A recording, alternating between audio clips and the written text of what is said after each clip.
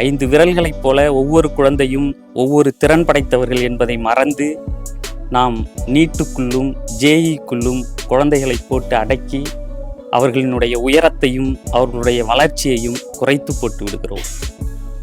பாடமே சொல்லிக் கொடுக்க முடியல, இதில் எங்க அரசியல் சொல்லி தருவது?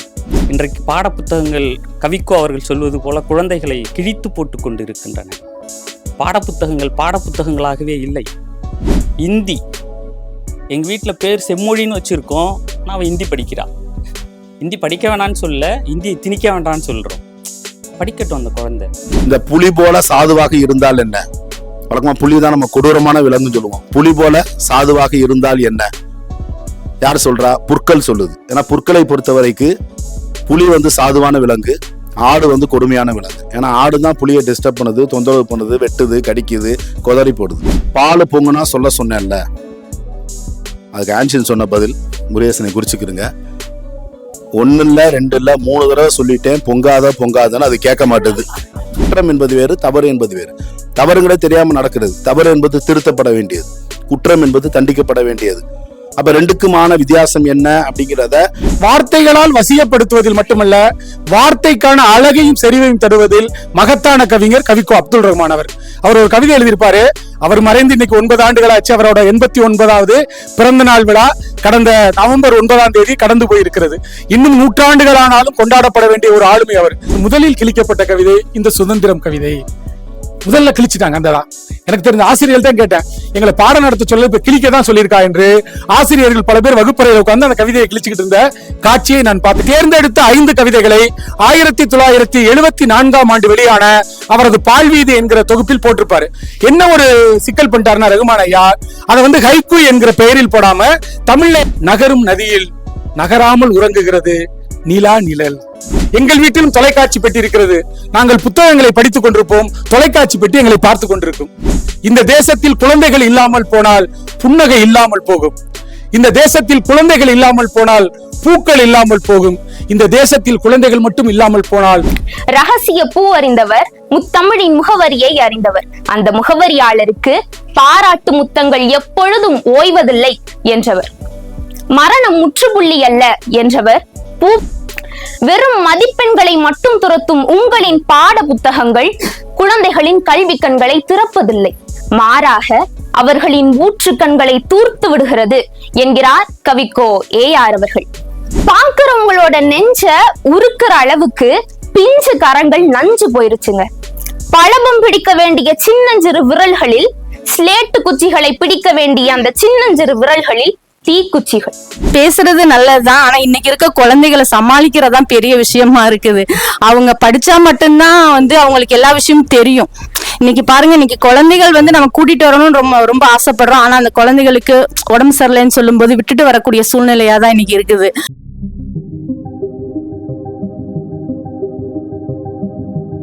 தித்திக்கும் தெல்லமுதாய் தெல்லமுதில் மேலான முத்திக்கனியே முத்தமிழே, தமிழ் தாயை வணங்கி இன்றைய நிகழ்வை தொடங்குகின்றோம். முதலில் தலைமை ஏற்றிருக்கக்கூடிய திருமிகு மகா ராஜராஜ சோழன் ஐயா அவர்களை மேடைக்கு அன்போடு அழைக்கின்றோம்.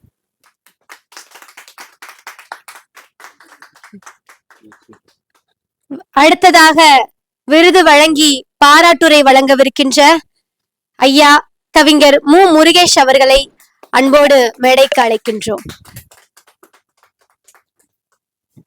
இந்த விருதினை பெற வந்திருக்கக்கூடிய மாணவி மா பா நெஹாசினி அவர்களை மேடைக்கு அன்போடு அழைக்கின்றோம். நமது கவிக்கோ ஞானத்தால் நிறைந்த வானம் தொடர்ந்து 25 நிகழ்வுகள் நடத்துவதாக திட்டமிடப்பட்டிருந்தது. அதில் இதுவரை 10 நிகழ்வுகள் இனிதாகவே நடந்து முடிந்து நிறைவேறியது. தற்போது இன்று 11வது நிகழ்வாக சிறார் நிகழ்வாக அமைத்திருப்பது மிகவும் பாராட்டுதலுக்குரிய ஒரு விஷயமாகவும் இருக்கின்றது. ஆம், இன்று குழந்தைகள் தின சிறப்பு நாள். இங்கு குழந்தை ஜா லீ ரியான் மேத்யூ வந்திருக்கிறார். இங்கு ஆ பா அகஸ்டீரியா குழந்தை வந்திருக்கிறார். முதலில் இந்த குழந்தைகள் தின விழாவில் பாப்பாவை அன்போடு வருக வருகவென்று அழைக்கின்றோம். இந்த நிகழ்விற்கு முன்னிலை வகித்திருக்கக்கூடிய அங்குசம் செய்தியின் ஆசிரியர் திருமிகு ஜேடிஆர் ஐயா வருக வருகவென்று பேரன்போடு வரவேற்கின்றோம். இந்த கவிக்கோ காவேரி கவித்தமிழ் முற்றத்தோடைய செயல் இயக்குனர் அம்மா திருமதி லீ மெர்சி டயானா அம்மா அவர்களை வருக வருகவென்று பேரன்போடு வரவேற்கின்றோம். மேடையில் தலைமை வகித்திருக்கக்கூடிய திருமிகு மகாராஜராஜ சோழன் ஐயா அவர்களையும் வருக வருகவென்று பேரன்போடு வரவேற்கின்றோம்.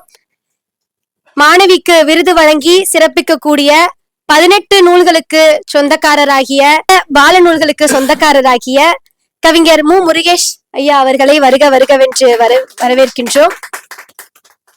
இந்த நிகழ்வில் சிறப்பு கதாநாயகியாக வீற்றிருக்கக்கூடிய முற்றம் சிறார் விருது பெறவிருக்கக்கூடிய மாணவி திரு மா பா நெகாசினி தங்கையை வருக வருகவென்று பேரன்போடு வரவேற்கின்றோம். மற்றும் இந்த நிகழ்விற்கு வருகை புரிந்திருக்கக்கூடிய கவிஞர் திருவை குமரன் ஐயா அவர்களை வருக வருகவென்று வரவேற்கின்றோம். கவிஞர் கலியமூர்த்தி ஐயா அவர்களை வருக வருகவென்று வரவேற்கின்றோம். லியோ ஐயா அவர்களையும் வருக வருகவென்று பேரன்போடு வரவேற்கின்றோம். மற்றும் எந்த குழந்தையும் நல்ல குழந்தைதான் மண்ணில் பிறக்கையிலே அவர் நல்லவராவதும் தீயவராவதும் அன்னை வளர்ப்பதினிலே என்று சொல்லுவார்கள். அதே போல் அந்த குழந்தைகள் நல்லவராவதும் தீயவராவதும் பெற்றோர்களின் வளர்ப்பினிலேதான். அப்படிப்பட்ட குழந்தைகளை ஈன்றெடுத்த பெற்றோர்களும் வந்திருக்கின்றீர்கள்.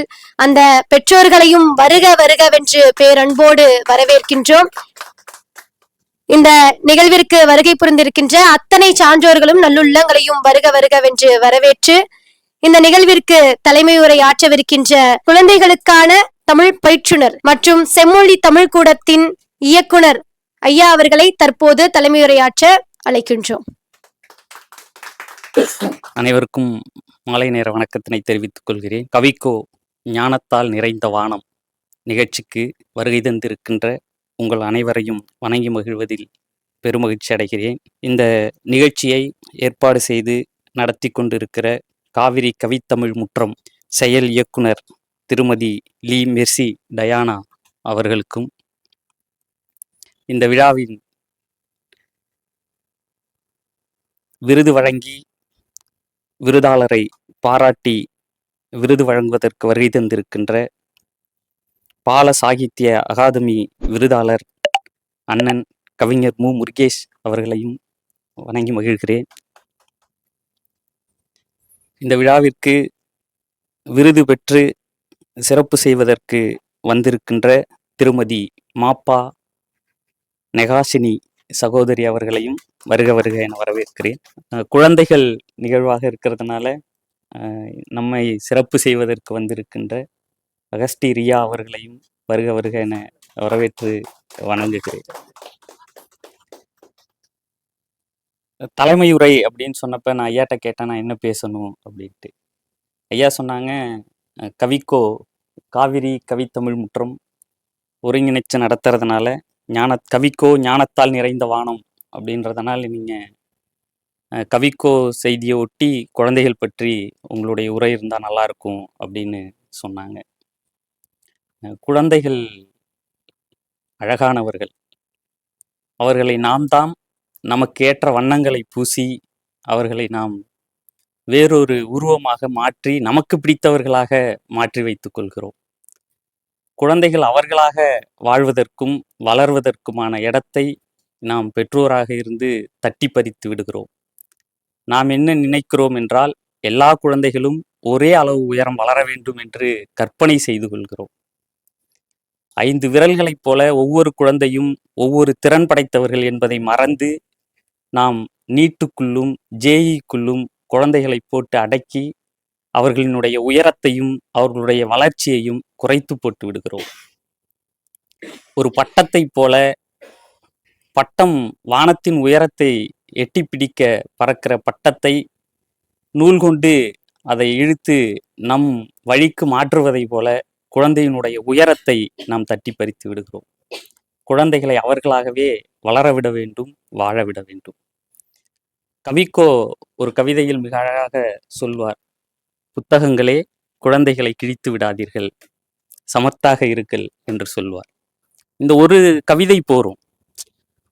இந்த கவிதை எல்லா குழந்தைகளுக்குமான வலியை பேசுகிறது, எல்லா குழந்தைகளுக்குமான வேதனைகளை முன்மொழிகிறது. இந்த ஒரு 4 வரி. குழந்தை தான் புத்தகத்தை கிழிக்கணும், ஆனா புத்தகங்கள் குழந்தைகளை கிழித்து போட்டு விடுகிறது. புத்தகங்கள் குழந்தையை வன்முறை செய்கிறது. அந்த குழந்தை தான் எதை படிக்க வேண்டும் என்று விரும்புகிறதோ அதை படிக்காமல், பெற்றோர் எதை படிக்க வேண்டும் என்று விரும்புகிறார்களோ அதை படிப்பவர்களாகவும், ஆசிரியர் எதை திணிக்க நினைக்கிறாரோ அதை படிப்பவர்களாகவும் அந்த குழந்தைகள் மாறி போய் விடுகிறார்கள். அச்சமற்று ஒரு குழந்தை வகுப்பறைக்குள் இன்றைக்கு இருக்க முடியுமா அப்படின்னா இருக்க முடியல. குழந்தைகளும் அச்சத்தோடு தான் இருக்கிறார்கள், ஆசிரியர்களுக்கும் அச்சத்தோடு தான் வகுப்பறைக்குள் இன்றைக்கு இருக்கிற சூழல் இருக்கிறது. மாணவர்களுக்கு தான் அச்சம் இருக்கிறதா, ஆசிரியர்களுக்கு அச்சம் இல்லையா அப்படின்னா 2 பக்கமும் அச்சத்தோடு வகுப்பறைகள் நடந்து கொண்டே இருக்கின்றன. அந்த வகுப்பறைகள் எப்படி இருக்கும்? அந்த வகுப்பறையில் உருவாகிற மாணவன் எப்படி இருப்பான்? சிதம்பரத்தில் ஒரு மாணவன் தன் தாயை கத்திரிக்கோளால் குத்துறான். நல்லா படிக்கிற பையன். கேட்டா நல்லா படிப்பேன், ஆனா படிப்படின்னு சொன்னாங்க அப்படின்னு சொல்றான். சகமானவனையே சகமானவன் அருவாள் கொண்டு வெற்ற கலாச்சாரம் உருவாகி இருக்கிறது. ஆசிரியரை தாக்குவது, மாணவர்களுக்குள்ளாகவே நண்பர்களை தாக்குவது, இந்த கலாச்சாரம் எல்லாம் எங்கிருந்து தோன்றி இருக்கிறது? இப்படியான குழந்தைகள் எங்கிருந்து வளர்ந்து வருகிறார்கள்? இங்கிருந்து வளர்கிறவர்கள் தான் நாளைய சமூகமாக இருக்கிறார்கள். டெல்லி குண்டுவெடிப்பு சம்பவம், மருத்துவர்கள் எல்லாம் அந்த குண்டுவெடிப்பை நிகழ்த்தியவர்கள் மருத்துவர்கள். ஒரு மருத்துவர் எப்படி இந்த செயலில் ஈடுபட முடியும்? அவர் எங்கிருந்து வளர்ந்து இருக்கிறார்? அவர் இருந்த வகுப்பறை அவருக்கு என்ன கற்றுத்தந்து இருக்கிறது? சரி, அவர்தான் அப்படி செய்தார். ஊடகங்கள் என்ன செய்கின்றன? குண்டுவெடிப்பை குண்டுவெடிப்புன்னு சொல்வதற்கு பயந்து கார் வெடிப்பு. இது என்ன சொல்லாடல் என்றே தெரியவில்லை. அப்புறம் கார் வெடிச்சிச்சுன்னா அவர் எப்படி தீவிரவாதியா இருக்க முடியும்? அவர் ஓட்டுநராக தானே இருக்க முடியும். கார் வெடிச்சிருச்சு, அவ்வளவுதான். இதை யார் இயக்குகிறார்கள்? குண்டுவெடிப்பை குண்டுவெடிப்புன்னு கூட சொல்வதற்கு அச்சமிட்டு இருக்கின்ற ஊடகங்கள், ஊடகவியலாளர்கள். மருத்துவர் குண்டுவெடிப்பை நிகழ்த்துகிறார், அதை கார் வெடிப்பு என்று ஊடகங்கள் பேசுகின்றன. இதற்கு பின் இருந்து இயக்குவதெல்லாம் ஒரு அரசியல். இன்றைக்கு குழந்தையை கூட அரசியலற்று வளர்த்து விட முடியாது. அரசியலை எடுத்துவிட்டு குழந்தை வளர்ச்சி கூட கிடையாது. பள்ளி, நூல் எல்லாமே அரசியல் தான். குழந்தைக்கு அரசியல் சொல்லி தர வேண்டிய தேவை இருக்கிறது. ஆனால் இன்னைக்கு பாடமே சொல்லிக் கொடுக்க முடியல, இதுல எங்க அரசியல் சொல்லி தருவது? இன்றைக்கு பாட புத்தகங்கள் கவிக்கோ அவர்கள் சொல்வது போல குழந்தைகளை கிழித்து போட்டு கொண்டு இருக்கின்றன. பாடப்புத்தகங்கள் பாடப்புத்தகங்களாகவே இல்லை. நான் எல்கேஜி யூகேஜிக்கு ஒரு பாடப்புத்தகத்தை திட்டமிட்டு எழுதணும் அப்படின்னு தேடுறப்ப நான் ஒரு 10 கம்பெனியினுடைய புத்தகத்தை பார்த்தேன். எல்கேஜி யூகேஜியோட புத்தகத்தை பார்த்தேன். தொடர்ந்து ஒரு 100 ஆண்டுகளாக இருக்கின்ற நிலா நிலா ஓடிவா, நில்லாமல் ஓடிவா பாடல், அழவல்லியப்பா. அந்த பாடல் மேல் குறை சொல்லவில்லை, அந்த பாடல் தரமான பாடல். அழவல்லியப்பாவினுடைய தோட்டத்தில் மேய்து வெள்ளைப்பசு, அங்கே துள்ளி குதிக்குது கன்றுக்குட்டி, நல்ல பாடல். ஆனால் அதை தாண்டி ஒரு 100 ஆண்டு காலம் வேறு பாடலே இந்த உலகத்தில் உருவாகவில்லையா? தமிழகத்தில் உருவாகவில்லையா? எழுதுவதற்கான ஆட்கள் இல்லையா? எல்லா புத்தக நிறுவனங்களும் கம்பெனிகளும் ஒரே பாடலை, ஒரே பயிற்சியை அச்சடிச்சு வச்சிருக்காங்க. அவ்வளவு பிழைகள், அவ்வளவு ஒற்று பிழைகள். விறகு வெட்டியான் என்று ஒரு பதிப்பகம் பதிப்பித்திருக்கிறது. விறகு வெட்டி என்பவரை விறகு வெட்டியான் அப்படின்னு பதிப்பிச்சிருக்கிறது. அந்த குழந்தைக்கு நாம் எதை சொல்லிக் கொடுக்க இருக்கிறோம்? ஆசிரியர் எதை அந்த குழந்தைக்கு சொல்லிக் கொடுப்பார்? இந்த நிலா நிலா ஓடிவா பாடலை வேறு யாரும் சொல்லிக் கொடுத்து விட முடியாதா? இல்லை அந்த குழந்தை அதை கற்றுக்கொள்ளாதா? இதை தாண்டி இன்னும் ஒரு பாடப்புத்தகம் இங்கு உருவாகவே இல்லை. யாரோ 100 ஆண்டுகளுக்கு முன்னாடி எழுதியதை, அச்சடித்ததை மீண்டும் மீண்டும் அச்சடித்து அதை குழந்தைகளினுடைய பையில் திணித்து ஒரு 1ஆம் வகுப்பு குழந்தைக்கு 11 பாடம் இருக்கிறது. 11 பாடம். நான் அந்த தேர்வு அட்டவணையை பார்த்துட்டு என் குழந்தைக்கு சொல்லிக் கொடுக்கறதே விட்டுட்டேன். ஏன்னா அந்த அட்டவணையை பணப்பாடம்ன்றதே பெரும்பாடா இருக்கும் போல. இந்தி, எங்க வீட்டுல பேர் செம்மொழின்னு வச்சிருக்கோம், நான் ஹிந்தி படிக்கிறா. ஹிந்தி படிக்க வேணான்னு சொல்ல, ஹிந்தியை திணிக்க வேண்டான்னு சொல்றோம். படிக்கட்டும் அந்த குழந்தை. ஒரு நண்பர் கேட்டார், உங்க குழந்தைய நீங்க என்னவாக்க போறீங்க? அவன் நல்லா பால் அடிக்கிறா, நான் பார்த்துட்டு இருந்தேன், பேட்மிண்டன்ல அவளை விளையாட விடுங்க. எதிர்காலத்துல என்ன படிக்க வைக்க நினைக்கிறீங்க அப்படின்னு கேட்டாரு. எதிர்காலம்லாம் நம்ம தீர்மானிக்கிறது இல்லை. அந்த குழந்தை எதுவாக விரும்புகிறதோ அதுவாக அது வளரும். அதை வழி நடத்துவதும் அதை சரியான பாதையில் கொண்டு சேர்ப்பதும் தான் ஒரு பெற்றோரினுடைய வேலையாக இருக்க முடியும். நான் இதை விரும்பினேன், நான் மருத்துவராக கனவு கண்டேன், நான் மருத்துவராக முடியல, நீ மருத்துவரா ஆகணும். நான் ஆசிரியராக நினைச்சேன், நான் ஆசிரியராக முடியல, நீ ஆசிரியராகணும். நான் நினைத்து கொண்டு இருக்கிறேன், என் குழந்தை ஒரு உழவனாக இருந்தால் கூட நான் ஏற்றுக்கொள்ள தயாராக இருக்கிறேன். கொஞ்சம் நிலம் இருக்கிறது, எதிர்காலத்தில் இதுதான் என் வேலை, நான் இந்த கிராமத்திலேயே இந்த நிலத்திலேயே உழுது பயிர் செய்து என் வாழ்க்கையை நான் வாழ்ந்து கொள்வேன் என்று என் குழந்தை சொன்னால் அதை முழு மனதோடு ஏற்றுக்கொள்வதற்கும் அதை அது நோக்கி வழி நடத்துவதற்கும் நான் தயாராக இருக்கிறேன். ஏன்னா அங்கிருந்து தான் நான் புறப்பட்டு வந்திருக்கிறேன். ஒரு சேற்றில் இருந்து, ஒரு விவசாயினுடைய மகனாக இருந்து, ஒரு உழவனுடைய மகனாக இருந்துதான் ஒரு ஆசிரியராக ஒரு 16 ஆண்டு காலம் தமிழை சொல்லிக் கொடுக்கிற, தமிழில் இருக்கின்ற சிக்கல்களை யோசிக்கிற அல்லது அந்த சிக்கல்களை தீர்த்து வைக்கிற ஒரு சிந்தனையை உருவாக்கி கொண்டு சிந்தித்து கொண்டு இருக்கிற ஒரு மனிதனா மாறிக்கொண்டு இருக்கிறோம். அந்த சேற்றில் இருந்து வந்த நாம் தான் அந்த சேற்றிற்கு திரும்பி போவதற்கு எந்த தயக்கமோ எந்த அச்சமோ எனக்கு இல்லை. என் குழந்தைகள் அதை விரும்பினால் கூட அதை ஏற்றுக்கொள்வதற்கும் அவர்களை வழிநடத்துவதற்கும் நான் தயாராக இருக்கிறேன். இதற்கெல்லாம் எங்கிருந்து அறிவு கிடைத்தது? கவிக்கோவினுடைய பெரிய கவிதை, அந்த கவிதையை நாமே எல்லா கவிதையும் சொல்லிட்டா எடுத்து பேசுவதற்கு பின்னால் வருகிறவர்கள் சிரமப்படுவார்களோன்னு நான் யோசித்து கொண்டே இருந்தேன். இருப்பதையெல்லாம் நானே கவிதையை வாசிச்சுட்டு அப்படியே போயிட்டேன்னு வச்சுக்கோங்க, பின்னாடி வராங்கன்னா எல்லா கவிதையும் இவரே சொல்லிட்டு போயிட்டாரு, நம்ம எதை சொல்றது அப்படின்னு தயக்கம் இருக்கும்ல. அதனால் நான் ஒரே ஒரு கவிதை, நான் ஆசிரியராக இருப்பதனால், குழந்தைகள் குறித்து சிந்திப்பதனால் நான் எடுத்துக்கொண்ட ஒரு 4 வரிதான், புத்தகங்களே குழந்தைகளை கிழித்து விடாதீர்கள், சமத்தாக இருங்கள், புத்தகங்களே குழந்தைகளை கிழித்து விடாதீர்கள்.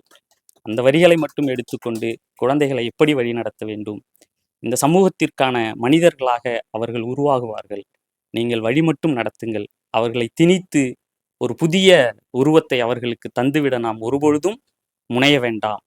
ஒரு காடு இருக்கிறது என்றால் உயரமான மரங்கள், குட்டையான மரங்கள், புதர் செடிகள், புற்கள் எல்லாமே இருக்க வேண்டும். சமூகமும் அப்படித்தான். தீமையான மனிதர்களை தவிர எல்லா மனிதர்களும் இங்கே இருக்க வேண்டும். அறம் செய்கிறவர்கள் இங்கே இருக்க வேண்டும். ஆசிரியர் இருக்க வேண்டும், மருத்துவர் இருக்க வேண்டும், உழவர் இருக்க வேண்டும், ஒரு கலப்பையை செய்து கொடுக்கிற ஒரு கொல்லர் இருக்க வேண்டும். சாதிய அடிப்படையில் நான் சொல்லலை, தொழில் அடிப்படையில் சொல்கிறேன். அப்போ நீங்கள் சாதியை ஆதரிக்கிறீங்களான்னு கேட்காதீங்க. இப்போ மாறி போயிடுச்சு. கொள்ளு தொழில் யார் வேண்டுமானாலும் செய்யலாம், பட்டறை வந்துருச்சு, பட்டறை யார் வேணாலும் வச்சிருக்கலாம். இன்றைய நவீன வளர்ச்சி சாதியத்தை உடைத்து போட்டு இருக்கிறது. தொழில் அடிப்படையில் இன்றைக்கு யாரையும் நாம் இவர் இந்த சாதி அந்த சாதி என்று பாகுபடித்து விட முடியாது. எவர் என்ன தொழில் வேண்டுமானாலும் இங்கே செய்யலாம். எல்லாத்துக்கும் படிப்பு விட்டது, எல்லாமே படிப்பாக மாறி இருக்கிறது. ஆகவே இந்த சமூகத்தில் உயரமான மனிதர்கள், குட்டையான மனிதர்களைப் போல இந்த சமூகத்திற்கு எல்லா மனிதர்களும் தேவையாக இருக்கிறார்கள். குழந்தைகளை ஆசிரியர், இன்ஜினியர், மருத்துவர் என்று ஒரு 3-4 படிப்புகளில் மட்டும் திணித்து அவர்களினுடைய வளர்ச்சியை குறைத்து போட்டு விடாமல், புத்தகங்களும் குழந்தைகளை கிழித்து போட்டு விடாமல் பாதுகாக்க வேண்டியது பெற்றோர்களினுடைய கடமை. ஆசிரியரை விடவும் ஒரு குழந்தையினுடைய வளர்ச்சியில் பெற்றோரினுடைய பங்களிப்பு மிக முக்கியமானது. இங்கே மாணவனுக்கு பாடம் நடத்துவதை விட பெற்றோர்களுக்கு பாடம் நடத்த வேண்டிய தேவை உருவாகி கொண்டிருக்கிறது. ஆகவே பெற்றோர்களே, நீங்களும் குழந்தைகளை கிழித்து விடாதீர்கள், குழந்தைகளை கொண்டாடுங்கள். குழந்தை என்ன நிறத்தில் இருக்கிறதோ அந்த நிறத்திலேயே குழந்தையை வளர்த்தெடுங்கள் என்று கூறி விடைபெறுகிறேன். நன்றி, வணக்கம். குழந்தை எதுவாக ஆக நினைக்கிறதோ அதுவாகவே வளர்ந்து விட்டு போகட்டும், குழந்தைகளை கிழித்து விடாதீர்கள் என்று அருமையாக தலைமையுரையாற்றிய ஐயா அவர்களுக்கு நன்றி. அடுத்ததாக அறிமுக உரையாற்ற ஜோசப் கல்லூரியை சேர்ந்த தமிழ் பேராசிரியர் ஜா சலேத் ஐயா அவர்களை அன்போடு அழைக்கின்றேன். போற்றுதலுக்கும் புகழ்ச்சிக்கும் உரிய இந்த நிகழ்வினுடைய தலைவர் ஐயா மகா ராஜராஜ சோழன் அவர்களே, சிறுவர் இலக்கியத்திற்காக சாகித்ய அகாதமி விருதை பெற்ற பாசத்திற்குரிய அயலக கவிதை வடிவங்களுள் ஒன்றான ஹைபூன் என்கிற கவிதை வடிவத்தை தம்முடைய சகாக்களோடு இணைந்து இந்த தமிழ் கூறும் நல்லுலகிற்கு அறுவடை நாளின் மழை என்கிற ஒரு அற்புதமான நூலின் வழியாக அறிமுகம் செய்த போற்றுதலுக்குரிய கவிஞர் மு. முருகேஷ் அவர்களே, இந்த நாளில் விருது பெறவிருக்கிற எங்களுக்கெல்லாம் வழிகாட்டியாக திகழ்வதற்கு அடிப்படையான காரணம், குழந்தைகளை நடுவமிட்டு அனைவரையும் உறவினராக ஏற்று எங்களை இயக்கிக் கொண்டிருக்கக்கூடிய பாசத்திற்குரிய கவிஞர் தமிழ்ச்செம்மல் கவிஞர் தங்கமூர்த்தி அவர்களின் ஸ்ரீ வெங்கடேஸ்வரா பதின்ம மேல்நிலை பள்ளியினுடைய மாணவி, மேல்நிலை 1ஆம் ஆண்டு மாணவி, தமிழகத்தினுடைய தொலைக்காட்சிகளில் தோன்றி பேசக்கூடிய அளவுக்கு தன்னுடைய திறமையால் உயர்ந்திருக்கக்கூடிய அன்பு மகள் மாப்பா நெகாசினி அவர்களே, அழைக்கப்பட்ட குழந்தைகள், வந்திருக்கக்கூடிய அன்புக்குரிய குழந்தை என்னை ஒரு மாதிரி பார்ப்பாங்க. ஏன்னா எப்பவுமே என்னை பார்த்தா அந்த பக்கம் திரும்பி வழி இல்லாம எதுக்க உட்கார வச்சிருக்கானேங்கிறதுல என்னை பார்த்தா அப்படி திரும்பிடும். இன்னைக்கு என்னையே பார்த்துட்டு அப்படியே பாக்குற பாருங்க. சரி, ஓகே. அன்புக்குரிய எங்களோடு பணியாற்றக்கூடிய பேராசிரியை ரதி, அன்பு சகோதரர், அவங்களுடைய குழந்தை, இங்கு வந்திருக்கக்கூடிய அனைவருடைய பெயரையும் சொல்லித்தான் ஆக வேண்டும். மரியாதைக்குரிய கவிஞர் கலியமூர்த்தி சகோதரர், எப்போதும் நாங்கள் உரையாடி கொண்டு இருக்கக்கூடிய தோழர் திருவைக்குமரன், அண்ணன் லியோ, வந்திருக்கக்கூடிய நெகாசினியினுடைய பெற்றோர், எங்களோடு இணைந்து பணியாற்றக்கூடிய எங்கள் கல்லூரியினுடைய முன்னாள் துணை முதல்வர் அம்மா ரதி, அழகான தமிழிலே நிகழ்ச்சியை தொகுத்து வழங்கி கொண்டிருக்கக்கூடிய தமிழி விமலா, தம்பி சஞ்சய், நண்பர்கள் உள்ளிட்ட அனைவரையும் வணங்கி வரவேற்று, வெற்றி மட்டும் சொல்லலை. ஏன்னா எங்க ஊர்ல சொல்லுவாங்க, சக்தி இருந்தா செய்ய, இல்லைன்னா செவனையனு கடன்னு. இந்த வேலைலாம் செய்யறதுக்கான காரணம் அங்கேதான் இருக்கு. அதனால மெர்சியை கடைசியை சொல்லிக்கலாம், அல்லது முருகேசன்லாம் பேசும்போது சொல்லிடுவாங்க அப்படிங்கிறதுக்காக சொல்ல, வேற ஒன்றும் கிடையாது. மெர்சி உள்ளிட்ட அனைவருக்கும் என்னுடைய மாலை வணக்கத்தை சொல்லி என்னுடைய அறிமுக உரையை தொடங்குகிறேன். மரியாதைக்குரிய நம்முடைய இந்த விழாவினுடைய தலைவர் சொல்லுகிற போது மிக அற்புதமாக சொன்னார், குழந்தை எதுவாக விரும்புகிறதோ அதுவாக மாறட்டும் என்று. அண்மையில் ஒரு கவிதை வாசித்துக் கொண்டிருந்தேன். அந்த கவிதையில் இப்படி ஒரு வரி வருகிறது. யாருடைய கவிதை என்று தெரியவில்லை. ஒருவேளை தோழர் கலியமூர்த்திக்கு, நண்பர் திருவைக்குமரன் போன்றவருக்கு தெரிய வாய்ப்பு இருக்கிறது. அந்த கவிதையில் ஒரு வரி, ஆமை அதுவாக இருக்கிறது, நாம் தாம் மெதுவாக வருகிறது என்று சொல்கிறோம் என்று அந்த கவிதையில் ஒரு வரி வருகிறது. ஆமை அதுவாக நகர்கிறது, நாம் தான் மெதுவாக நகர்வதாக சொல்கிறோம். இப்ப ஆமையில எந்த சிக்கல் கிடையாது, நம்ம தான் அது மெதுவாக வருதணும். ஆமைக்கு எனக்கு தேவை கிடையாது. ஒரு நத்தையினுடைய ஒரு அருமையான ஒரு கவிதை இருக்கும், எனக்கொன்றும் அவ்வளவு அவசரம் தேவையில்லை அப்படின்னு அந்த கவிதையை ஆரம்பிக்கும். இன்னைக்கு நான் இங்க காலை என்னுடைய வேலை இன்னைக்கு காலையில இங்க ஊறக்கூடிய நத்தை எனக்கு சாயங்காலம் மெர்சி இருக்கிற இடத்துக்கு போனா போதும். எனக்கு 16 மணி நேரம் தேவைப்படுது நத்தைக்கு. எனக்கு எந்த வேலையும் கிடையாது, நான் இதை நகர்ந்து செல்வது மட்டும்தான் தேவை. நம்ம என்ன சொல்றோம்னா, அவ்வளவு வேகமா நடக்காதனால மெதுவா போகுது நத்தை அப்படின்னு சொல்றோம். அப்ப அதாவது அவரவர் பார்வையில் இருக்கிறார். ஆதனின் உரையாடலில் ஒரு உரையாடல் இருக்கும், ஆதனுடைய நூலை வாசித்தவர்களுக்கு தெரியும். இந்த புலி போல சாதுவாக இருந்தால் என்ன? வழக்கமா புலி தான் நம்ம கொடூரமான விலங்குன்னு சொல்லுவோம். புலி போல சாதுவாக இருந்தால் என்ன? யார் சொல்றா? புற்கள் சொல்லுது. ஏன்னா புற்களை பொறுத்த வரைக்கும் புலி சாதுவான விலங்கு, ஆடு கொடுமையான விலங்கு. ஏன்னா ஆடு தான் புலியை டிஸ்டர்ப் பண்ணுது, தொந்தரவு பண்ணுது, வெட்டுது, கடிக்குது, கொதறி போடுது. அப்ப நாம் குழந்தைகளை கொண்டாடுவது அப்படிங்கிறது ரொம்ப முக்கியமான விஷயம். குழந்தைகள் அவர்களாக வளர வேண்டும். இது சாத்தியமா? இன்னைக்கு இருக்கக்கூடிய போட்டி நிறைந்த உலகத்தில் இதெல்லாம் சாத்தியமா அப்படிங்கிற விஷயம்லாம் இருக்கு. அதையெல்லாம் கடந்துதான் நாம் இந்த போட்டி நிறைந்த உலகத்தில் பிள்ளைகளை தயார் செய்ய வேண்டி இருக்கிறது. நாங்கள் பொன்னமராயில வேலை செய்யும் போது எங்க பக்கத்துல இருக்கக்கூடிய கல்லூரியில முதல்வர் அவர் நாமக்கல், சொந்த ஊர்ல, அவருடைய சொந்த ஊர் நாமக்கல். அவர் சொன்னாரு, முன்பெல்லாம் நாங்கள் எங்கள் ஊரில் கோழிகளை தயாரித்து கொண்டிருந்தார்கள், இப்போது குழந்தைகளை தயாரித்து கொண்டு இருக்கிறார்கள் அப்படின்னு அந்த முதல்வர், அப்ப இருந்த முதல்வர் நாமக்கல் சார்ந்தவர். இப்ப நம்ம என்ன பார்வையில பார்க்கணும் அப்படிங்கிறது ஒரு விஷயம். குழந்தைகளை கொண்டாடுவது என்றால் என்ன அப்படின்னா, குழந்தைகளுக்குன்னு ஒரு உலகம் இருக்கு. அந்த உலகத்தை ரசிக்க தெரிஞ்சோம்னா அதை போல ஒரு நமக்கு இன்பமான விஷயம் இல்லை. அது சொல்லி நம்ம அப்படியே சில விஷயங்களை சுட்டி காட்டணும். அதுக்காக குழந்தைகள் பொத்தி பொத்தி வளர்ப்பதில்லை. அவர்கள் தானாக உடைவதற்கு நாம் கற்றுக் கொடுக்க வேண்டும். முட்டை உடைவதற்கு 2 வழி இருக்கு. ஒன்று முட்டை உள்ளிருந்து உடைய வேண்டும், இன்னொன்று வெளியிலிருந்து உடைக்கணும். வெளியிலேருந்து முட்டையை உடைச்சோம் அப்படின்னம்னா யார் உடைக்கிறாங்களோ அவங்க என்ன விரும்புகிறாங்களோ, எனக்கு ஆம்லேட் வேணா ஆம்லேட் ஆயிரும், தோழருக்கு ஆஃப் ஆயில் வேணா ஆஃப் ஆயில் ஆயிரும். உள்ளிருந்து முட்டை உடைந்தால் உள்ளிருந்து ஒரு உயிராக வெளியே வரும். அப்ப அது முட்டை உள்ளிருந்து உடைவதற்கான கருத்துக்களை நாம் சொல்லுவது நம்முடைய கடமையாக இருக்கிறது. இது நம்முடைய தேவை. இப்ப நான் ஒரே ஒரு நிகழ்வு ஏற்கனவே எங்களுடைய இருக்கக்கூடிய சில நண்பர்களுக்கு தெரிந்திருக்கும், ரதியம்மாவுக்கெல்லாம் தெரிஞ்சுக்கணும்னு நினைக்கிறேன். ஆன்சினுக்கும் எனக்குமான ஒரு உரையாடல். ஒரு இப்ப அவ 8ஆம் வகுப்பு படிக்கிறான். அவன் 2ஆம் வகுப்பு 1ஆம் வகுப்பு படிக்கும்போது நடந்த நிகழ்வு. காலையில நம்ம எப்பயும் போல அப்படி மற்ற வேலையெல்லாம் செஞ்சுட்டு இப்படி எஸ்கேப் ஆகி ஓடி போயிடுறது. அப்ப காலையில வச்சு அவங்க 2 பேரும் பள்ளிக்கு போகணும். அவன் அந்த பள்ளியில படிக்கிறான். அவங்கள கொண்டு போய் ஸ்கூல்ல இறக்கி விட்டுட்டு நான் என்னுடைய கல்லூரிக்கு வண்டியில போயிடுவேன். அப்ப காலையில என்ன பண்றான் அப்படின்னா, உள்ள அவனை காலை சாப்பாடுலாம் ரெடி பண்ணிட்டு என்கிட்ட வந்துட்டு அடுப்புல பால் வச்சிருக்கேன் பாத்துங்கப்பா அப்படின்னு சொல்லிட்டு மெர்சி அவங்க கிளம்புறக்கா அறைக்குள்ள போயிடுறாப்புல. எனக்கு ஒரு ஃபோன் வருது. அந்த ஃபோனை நான் எடுத்துட்டு அட்டன் பண்ணணும் அப்படின்னு ஃபோனை எடுக்கும்போது, இந்த ஃபோனை எடுத்தா ஒரு 10 நிமிஷம் ஆயிரும். 10 நிமிஷம் தான் மொத்த நேரமே. மெர்சி உள்ள போயிட்டு கிளம்பி வர்றதுக்கான நேரம். இப்போ போயில மெர்சி எனக்கு சொல்லியிருக்க ஒரு விஷயம் வந்து அடுப்புல பால் இருக்கு அப்படிங்கிற ஒரு விஷயம்.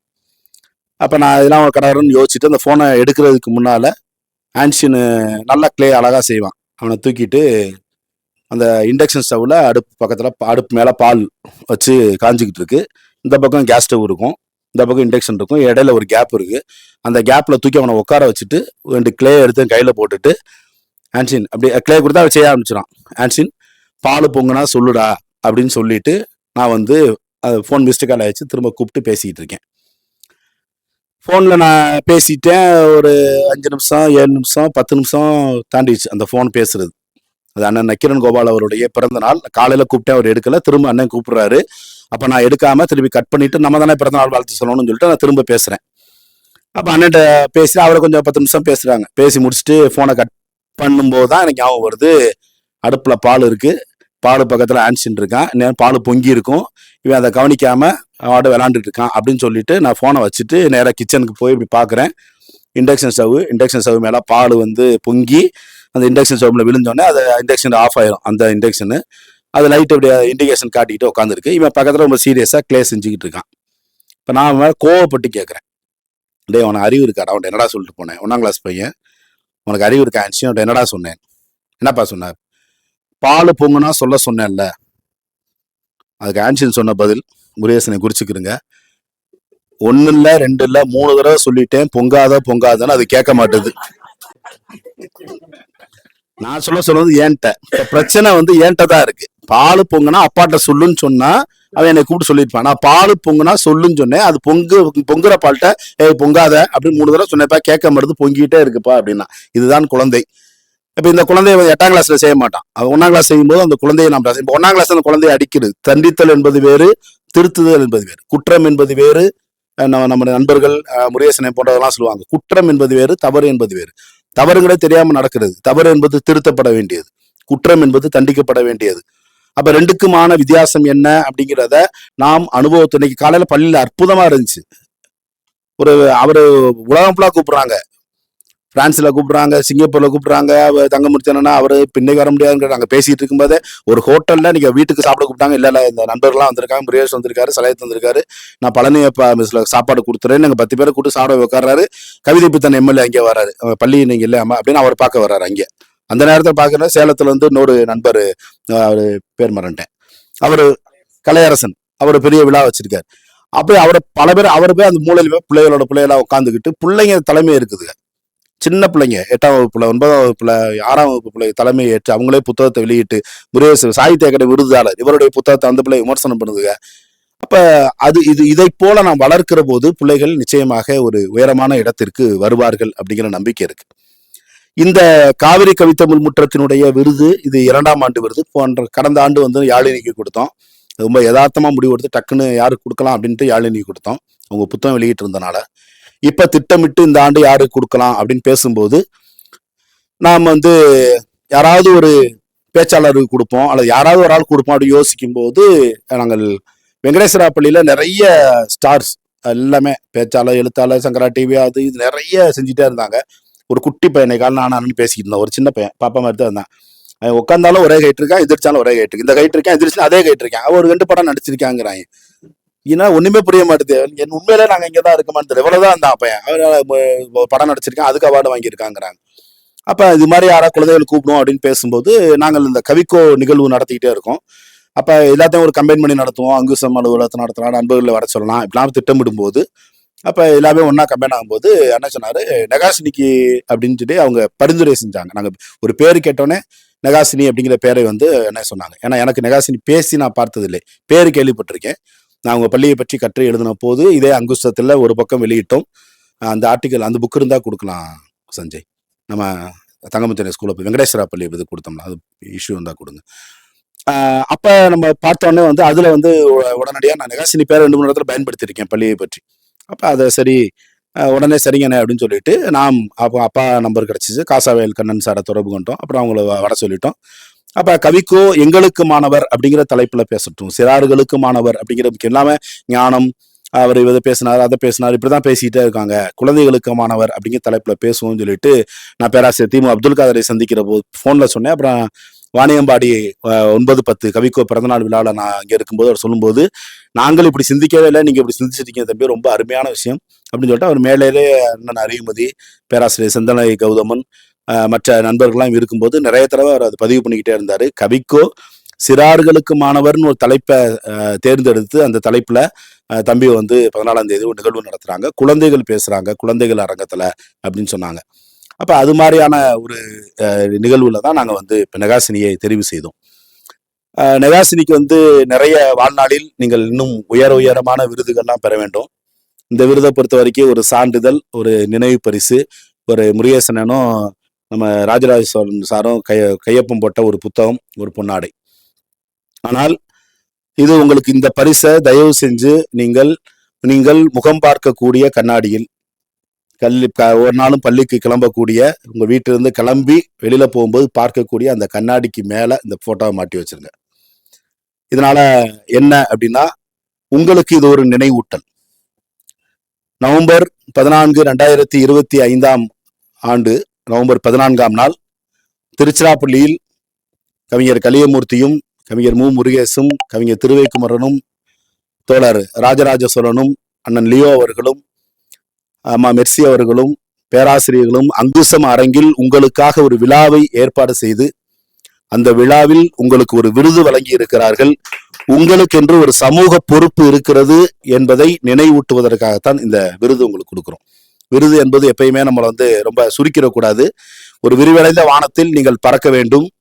எவ்வளவு உயரத்தில் பறந்தாலும் கழுகுக்கு எப்படி தன்னுடைய இறையின் மீது குறிக்கோள் இருக்கிறதோ அதை போல நீங்கள் இன்னும் எவ்வளவு உயரத்திற்கு சென்றாலும் இந்த சமூகத்திற்கு நீங்கள் ஒரு பொறுப்புள்ள மகளாக இருக்க வேண்டும் என்பதை நினைவுபடுத்துவதற்காக மட்டும்தான் இந்த விருது வழங்கப்படுகிறது. உங்களை போன்ற இளம் பிள்ளைகள் வளர வேண்டும் என்பதற்காகவும், இங்கு வந்திருக்கக்கூடிய ஆளுமைகள் அத்துணை பேரும் உங்களை வாழ்த்த வேண்டும் என்பதற்காகவும் தான் இந்த விழா. இந்த விழாவில் விருதுல அருள் சகோதரர் AS ஆரோக்கியதாஸ் FSC அப்படின்னு ஒரு பிரதருடைய பெயர். குழந்தைகளுக்காக வாழ்ந்தவர், குழந்தைகளோடு இருந்தவர். எனக்கு தெரிந்து கொரோனா சமயத்துல கூட குழந்தைகளுக்கு எப்படியாவது பயிற்சி கொடுக்கணும், எப்படியாவது செய்ய, ஏதாவது பேசு, ஏதாவது சொல்லு, ஏதாவது நிறைய செய்யக்கூடியவர். HIV பாசிட்டிவ் ஏற்பட்ட குழந்தைகளை அடையாளம் கண்டு பணியாற்றக்கூடிய ஒரு அமைப்பில் அந்த குழந்தைகளுக்காக தன் வாழ்நாளை அர்ப்பணித்தவர். அதன் பிறகு ஒரு பள்ளியிலே பணியாற்றுகிற போது அந்த பள்ளியினுடைய தாளாளராக பணியாற்றினார். அங்கு அவர் இருக்கிற போது இரவு 11 மணி வரை குழந்தைகள்லாம் சாப்பிட்டாங்களா தூங்கிட்டாங்களான்னு பார்த்துட்டு அவர் அறைக்கு போயிட்டு அவர் அறையில தூங்கிட்டு இருந்தாரு. காலையில 8 மணிக்கு பிரதர் வரல, திரும்பி என்ன வரலையேன்னு சொல்லிட்டு அப்புறம் போயிட்டு வெளியில போயிட்டாரு போல நினைச்சிட்டு ஒரு 10-11 மணியை தாண்டும் போது போய் அவங்க பார்க்கும்போது அறையிலே அவர் இறந்து போய் விட்டார். நான் லியோன் எனக்கு தெரியும் நினைக்கிறேன். அவர் பழைய தலசால் பிரதருடைய பிரசிடென்ட், ப்ரொவின்ஷியலா இருந்தவங்க, தூத்துக்குடியில இருந்தவங்க. ஏன் நான் அவருடைய நினைவாக இந்த பரிசை வழங்க வேண்டும் அப்படின்னு நினைச்சோம்னா, குழந்தைகளுக்காக வாழ்ந்தவர். கொரோனா சமயத்துல எங்கேயுமே போகல. அப்புறம் பிரதருக்கு ஃபோன் பண்ணோம், பிரதர் அப்படி எங்கேயுமே போகல பிரதர், திடீர்னு இ-பாஸ் கொடுக்குறாங்க, நாங்கள் உங்களை பார்க்க வரலாமான்னு.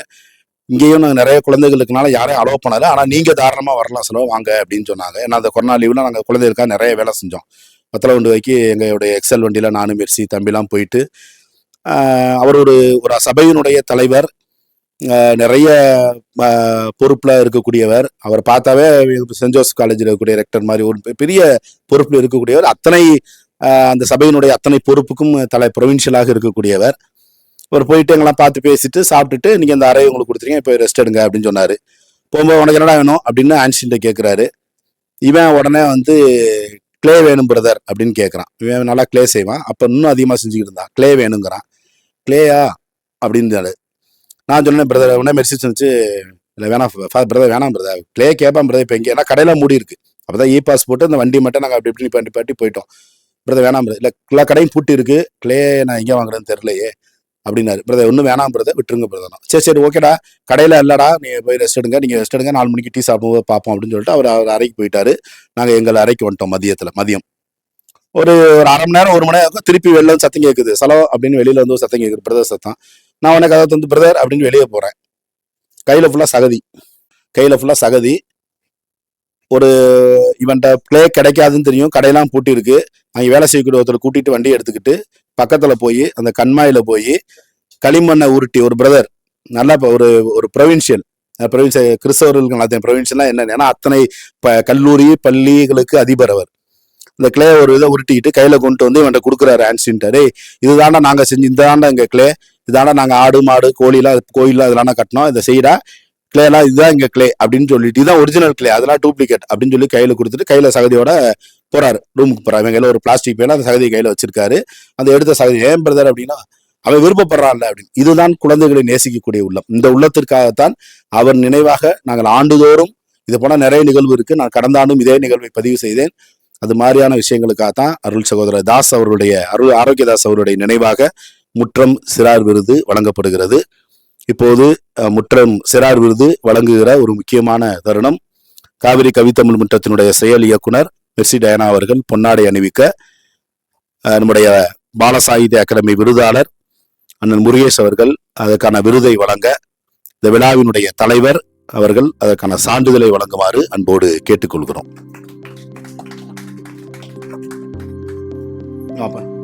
பெற்றோர்களை அன்போடு அழைக்கிறோம். வாங்க வாங்க வாங்க வாங்க வாங்க.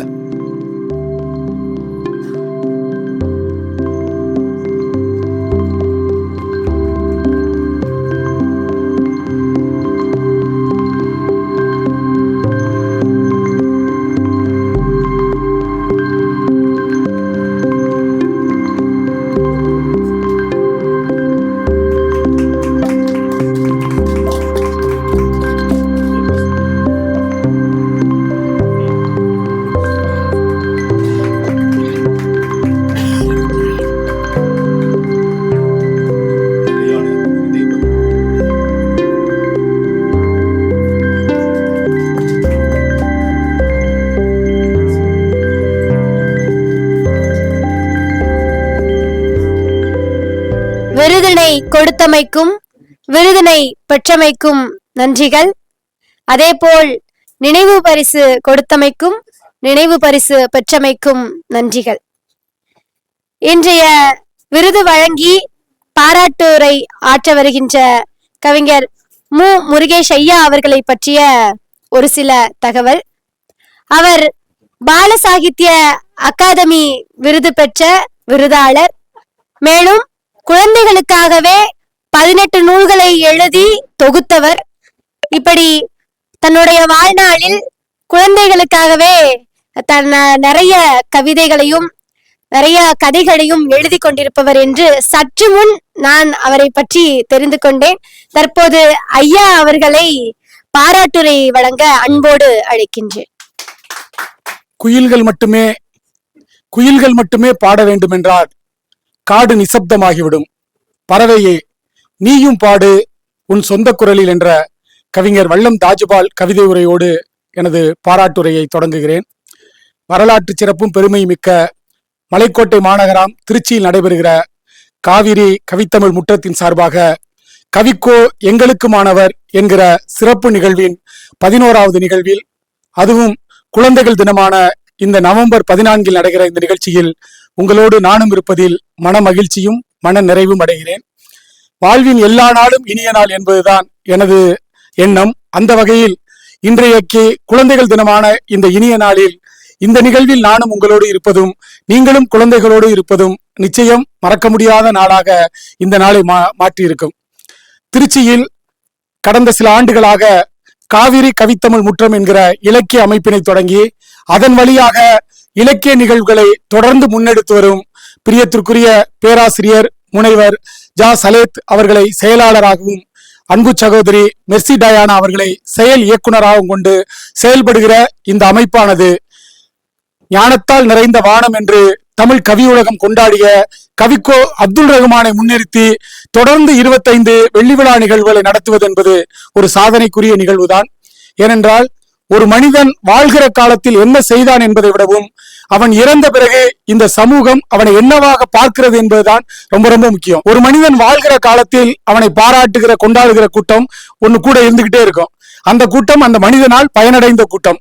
ஆனால் அவன் இறந்த பிறகு என்னவாக இருக்கிறான், இந்த சமூகம் அவனை என்னவாக பார்க்கிறது என்பதுதான் ஒரு மனிதன் இந்த மண்ணில் வாழ்ந்து போனதற்கான ஒரு அடையாளம்.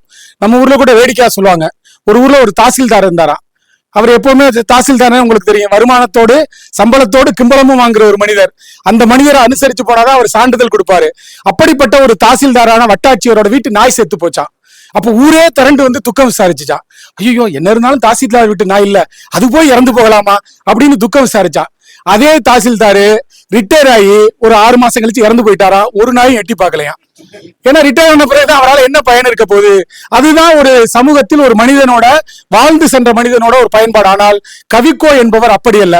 எனக்கு தெரிந்து கவிக்கோ தன் வாழ்நாளில் ஒரு பைசா கூட கவிக்கோவால் பயனடைந்திருக்க மாட்டார் சலேத் அவர்களும் தங்கை மெர்சியும். ஆனால் அவரது கவிதைகள் தந்துவிட்டு போன செய்திகளை இளைய சமுதாயம் கையில் சேர்க்க வேண்டும் என்கிற ஒரு நோக்கத்துக்காக முன்னெடுத்திருக்காங்களே, அதற்காகவே அவரை மனம் திறந்து பாராட்டுகிறேன்.